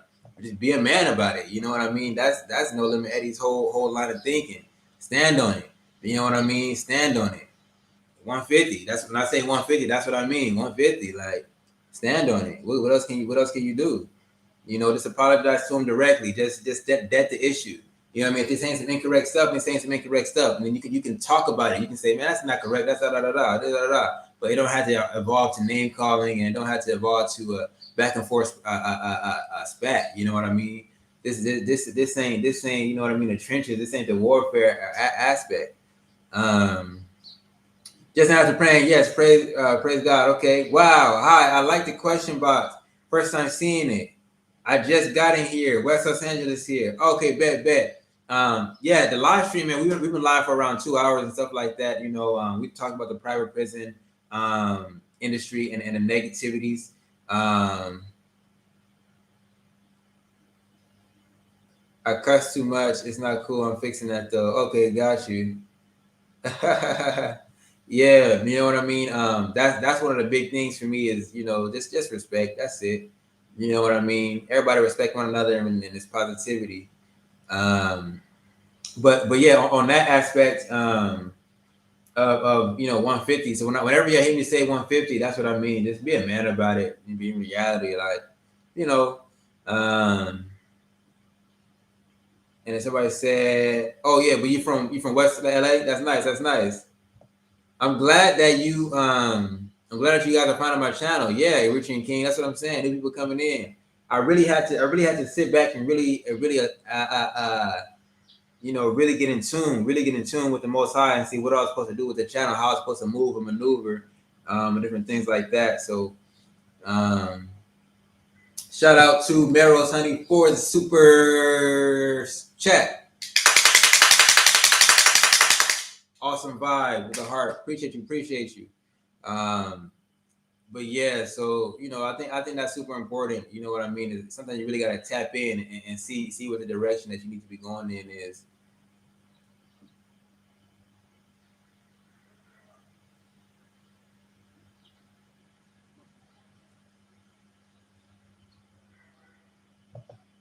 There we go. There we go. Anytime you want to come, appreciate you for sure. There we go. Appreciate that, Karen's old man. I appreciate that. He went ahead and made the apology. I feel good now. I feel satisfied with it. Um, you know what I mean? I feel satisfied with the apology being made. I feel like everything is deaded now. You know what I mean? Um, but yeah, definitely. So that was the topic of today's live stream was the private prison industry. I want to continue to make live streams about the things that happen within the United States, things that happen within Babylon that people should know about, the black people should know about. You know what I mean? That's what my goal is. So, maybe you guys learned something about private prisons today. You know what I mean? Maybe you guys learned something about the record industry today. Maybe you're going to start thinking about who you're listening to and different things. There's a million topics to cover. Things like food deserts. You know how there's no fruits and vegetables within the communities in the hood. You just got hot Cheetos and ice cream trucks and everything like that, and how that deteriorates people.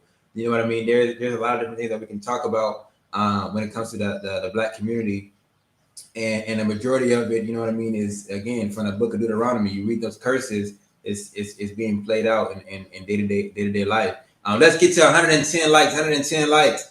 I want two more likes on this live. Two more likes on this live. All right, let's get to 110. If you guys have any questions, drop them in, man. Drop them in. We can just talk and chat, because I feel like that's what I like to do in the live streams. But I have to do that content first. Wake Up Super Bowl 2021. Dr. J beats on women. Snoop Dogg continues to be. I don't know what that word is. I can't lie. Needs to eat some meat and potatoes. At least he's funny.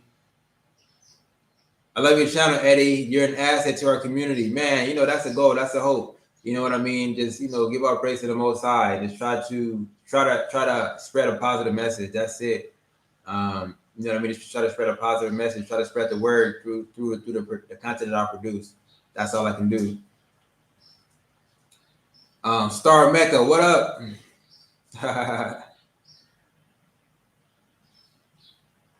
But yeah, man, it's getting early morning.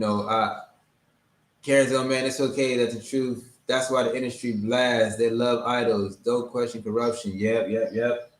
That stuff's crazy. They got to put the idols out there.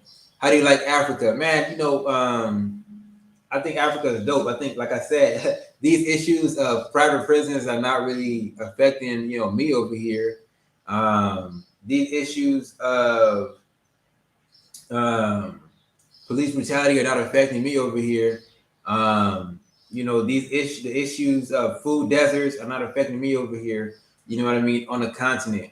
And when you come to the continent, you begin to realize the truth about how many lies were told about it. You know, everything that America said Africa was, America is. And that goes back to the line, by professing themselves to be wise, they became fools. America is so rich, America is so abundant, America is so free, that in reality, America is so poor, America is so, you know, morally desolate. You know, America is the opposite of what it proclaims itself to be. And you learn that when you actually come over here, that the true riches are here. You walk, you know, you walk to the fruit market, it's the fruit is actually grown locally to you.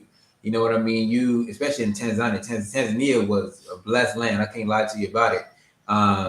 You know, but you go to the stores, you go to the local markets, and the fruit is grown fresh. You talking to the person who got it from the farmer themselves. You know what I mean? It ain't came 2 hours, two days journey from Mexico and got delivered to California. No, it's real stuff. It's fresh.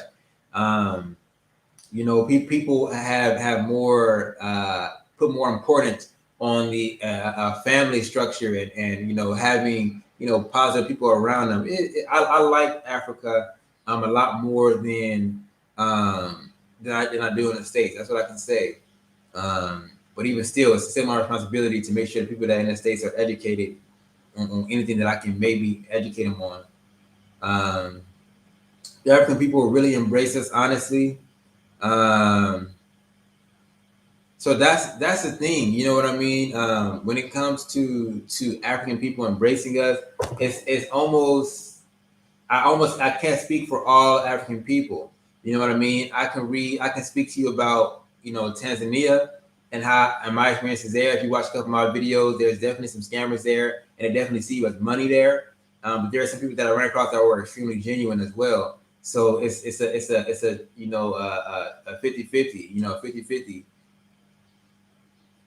I read an article about a group of Black Americans moving to Ghana. Yeah, Ghana apparently has some free land for African Americans if you're willing to, you know, do a couple of stipulations. You got to build a house on it and all kind of stuff, but they have free land for you in Ghana. Um, so a lot of people do go to Ghana. You know, me personally, I think Ghana is a little too developed. You know, Ghana it's too westernized, in my personal opinion, and that's why I didn't want to go to Ghana.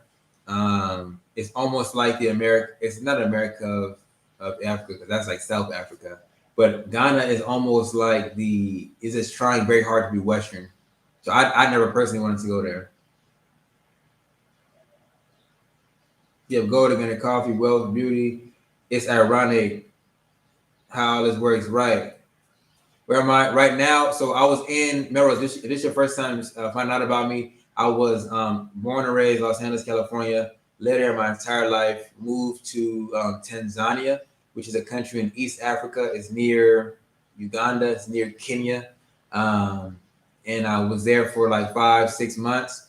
And then after being in Tanzania for 5-6 months, I went to the States, sold my car, and, you know, basically did everything I needed to do to kind of distance, basically to get rid of everything that I had in the United States. And then went back to Tanzania for another month or so. Then I'm here now in Egypt. I've been hanging out in Egypt for a little bit of time.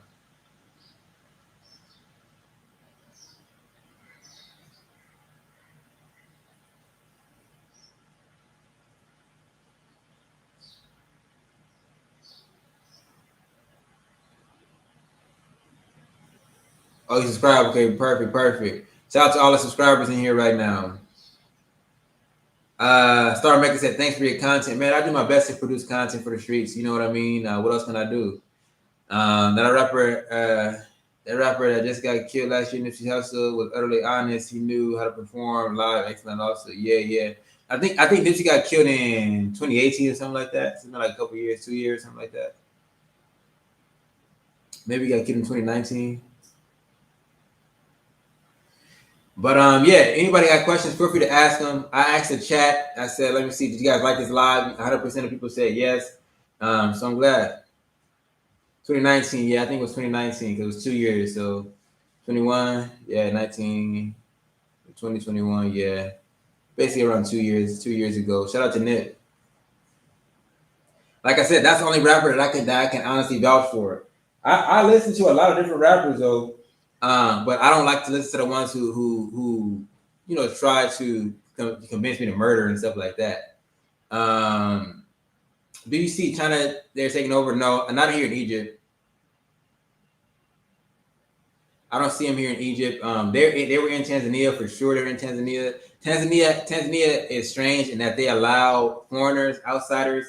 Tanzania allows Indians. Tanzania allows Turkish. Tanzania allows how you call them, Chinese, Asian men. But they don't, really like Black Americans. Where is Shay? Shay's well mannered. I like when she grabbed your weed and threw it off. Okay, where's Shay? She needs to whip you with a little belt. Would be nice. No, so I think people don't understand the time difference. So when I get up to do these live streams, it's literally 4 in the morning when I start these live streams. So any regular human is not up at 4 in the morning. So therefore, my sister is asleep when I do these lives. The only people who's up is myself, and then the animals be up, because dogs and cats don't really sleep. They're always awake. So my dog will be up, and if he hears owner talking, he's like, "Oh, let me go hang out with my owner." But that's about it,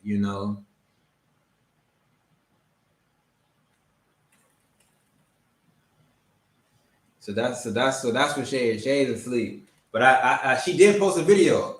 She did post a video. I don't know if you know that. She has her own channel. It's called No Limit Shade. Same as mine, but No Limit Shade. That No Limit Shade, by the way, guys, my older sister. People always think that I'm older than her. I think because I'm taller, but she's older than me. So yeah, add it into the chat. Yeah, let me add it in. So yeah, No Limit Shade is my older sister.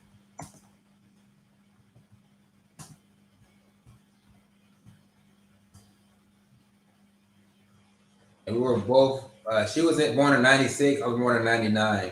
So basically, like, she almost 4 years older than me based off the months. Technically, but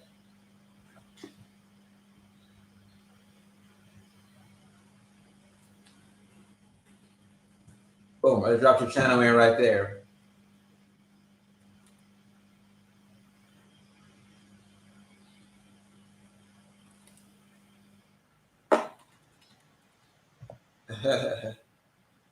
But yeah, that's where No Limit Shade is asleep.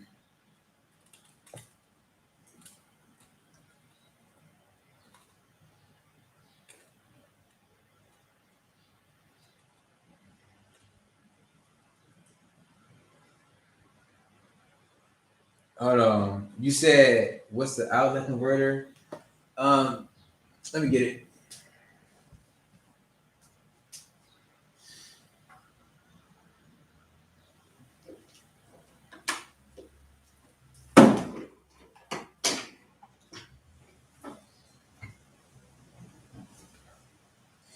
All right, so for UTT, when you go to that country, so the outlet converter I have has this on the back, but you're gonna need to get an attachment that attaches to this, and you can find that at any local store, like any local general hardware store. You can find it.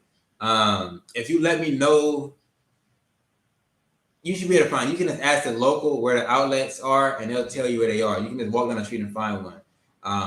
You don't got to go to any specific store.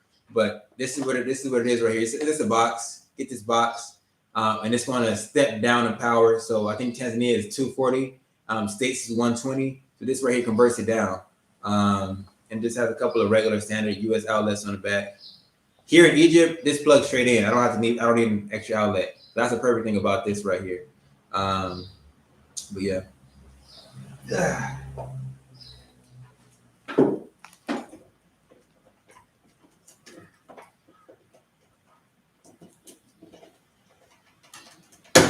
There we go. Yeah, that just plugs straight in.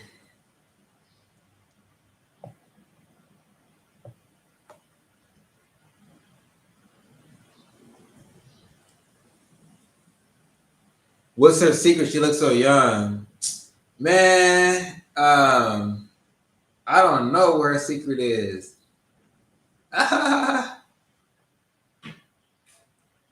I don't know what her secret is, to be honest. Maybe she knows, you know. And I think it might be the hair. I think her opinion is it's the hair. She said if she puts her hair into like the buns and stuff like that, she's 12 and stuff. So I think maybe it's the hair, you know.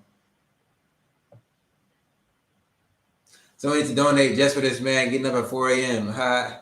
Please put it in your chat. Okay, thanks, fam. There were so many on Amazon. Yeah, yeah. Oh, the specific brand of that one is called Best Tech. BSTEK. We got that from Home Depot. We went to the store and picked it up at Home Depot.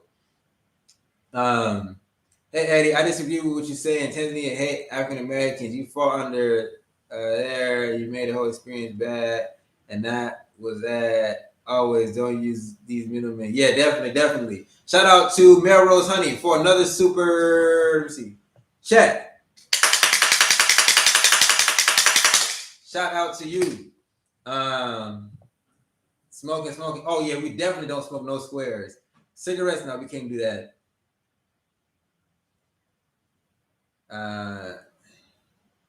So yeah, that's the reason. LOL. I had some friends, especially the ones with family. Now, what I'm saying is, it's not even just that. It's you have a lot of experience with Tanzanians, and they show, you know, in some ways a little bit of prejudice toward African Americans. You know, whether it was with my landlord asking me if I was a drug dealer and if I was going to be smuggling drugs from Nigeria. You know, whether it was with people, you know, looking to overcharge me. Then you have, like I said, you have some good locals. Some good locals that say, yeah, I'm arguing with them and say, no, you're not going to overcharge them. You know, so like I said, it's a in between, a little bit in the middle. But I can tell you, with the people who are supposedly the Indians, you know, the Indian people there, you know, they looked at us just as a regular Tanzanian. You know what I mean? So it all depends. It all depends on how you move and how you move. And from what I heard, the Indian people that are there do not speak Swahili. They refuse to speak Swahili. That's what I heard. But I can't say you're 100% truth or 100% not. But I was Sister's link. What am I doing? And I put in that. They do not speak Swahili. That's what I heard. They refuse it. They refuse to integrate. But people still say, yeah, they're my brother. They're Tanzanian. You run into a couple issues. You run into issues with, you know, immigration as well. You know, immigration as a whole, with immigration themselves. You're going down there and they give you a 30-day notice and you say leave the country. You know, you run into issues. So I can't say that, you know, but like I said, you run into some good people, you run into some bad people, just like everywhere else in the world. But what I will say is, and this is what I try to make clear too, Academy.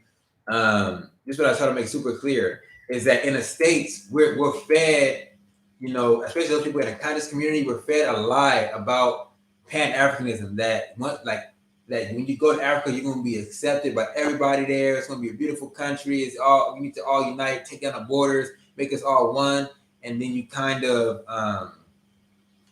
get there and you realize, oh no, they don't. That's not how the people on the continent see it. You know what I mean? People in America were taught that, you know, the Bob Marleys and let's unite and this and stuff. But then you go there, it's a little bit different.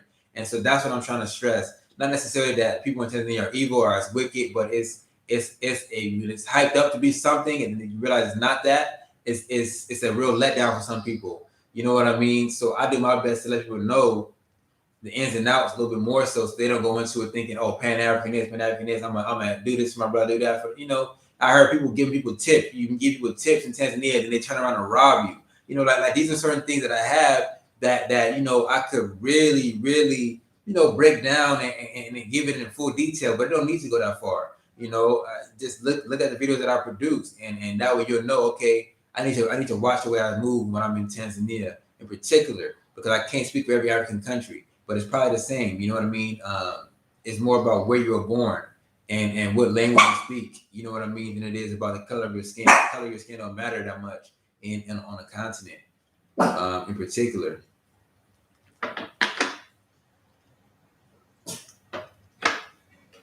So that's all I'm saying, Academy. Like I said, I met some dope people out in TZ. Shout out to TZ. No beef with it. Like I say, if you have to go to Africa for the first time, Tanzania is a place to land.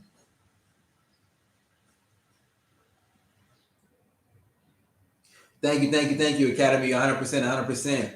You know what I mean?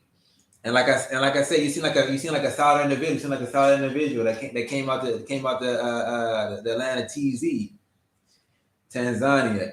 Do locals call it TZ? Also, I want to know that. Like, do people abbreviate the country to TZ, or does everybody just call it like Tanzania? So,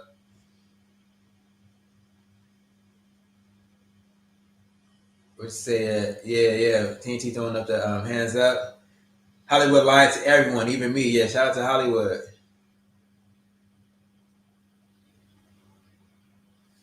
Yeah, shout out to Hollywood, man. But man, I hope y'all enjoyed this live stream, man. I can be live for like another 10 minutes. If you guys have any questions, drop them in, man. Um, if you guys want to hear me talk about a certain topic, let me know. We can touch on that for a second. But 100% of y'all say y'all enjoyed the live, so I think this is a good format, to do it. You know, and it takes a little bit of work to do, but I think we can do it. And you know, we're gonna get better with it each time. You know what I mean? And how we plan it out and different things like that. Okay, yeah, they call it TZ too. Okay, nice. I wasn't sure because you don't the name of the country doesn't come up too much in conversations, and whenever it did come up, they never said Tanzania. They always said Tanzania. Um, you know, I know that the African American community always says TZ, but I was wondering if Tanzanians actually said TZ.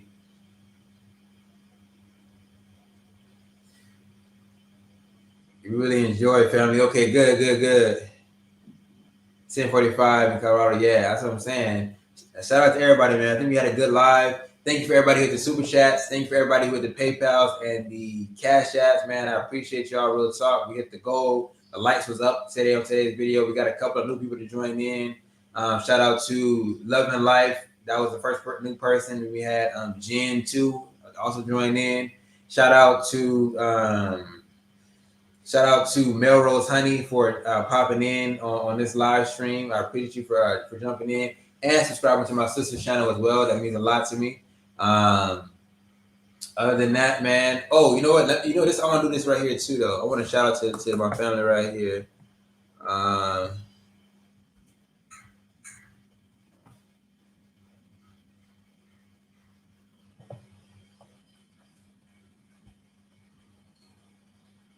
here we go.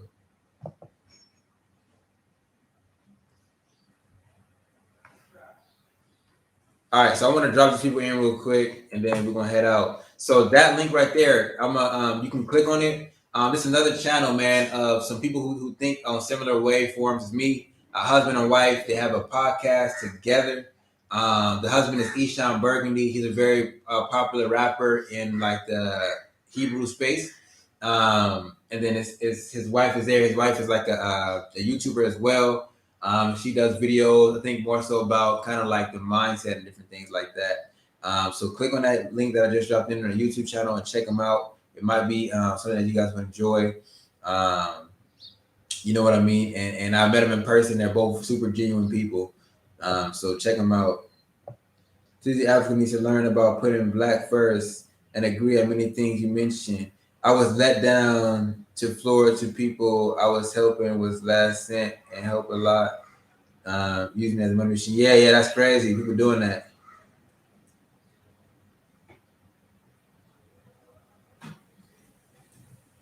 I got thick skin and started. Oh, I got thick skin. Started my own channel soon. Okay, got you. Nice. But yeah, click on that YouTube link. I'm gonna pin it up to the top. Um, Pin it up to the top. Let me remove this poll. All right, yeah, the link up to the top. Click on that. Check out that channel, man. Subscribe to that channel and watch the stuff, man. So we can get them to 900 subscribers. I think they probably should be getting close. Yeah, like 40 more subscribers, 30 more subscribers.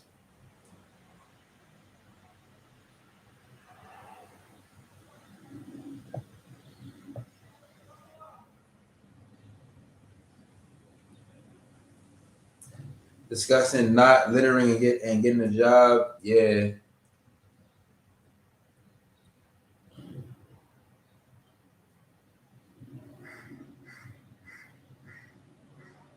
What do you mean? Was this Africa?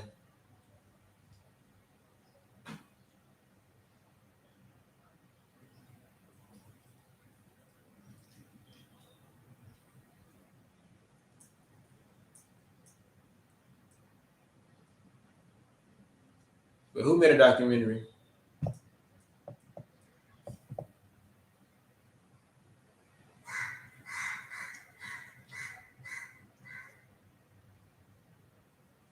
Who made a documentary? I don't know. But yeah, I guess that's about it, man. That's about it. So check out that channel. See you guys in the next one. Thank you all for jumping in here. And I'm gonna do my best to make another live stream sometime soon, y'all willing. But see you guys in the next one, y'all willing. Peace.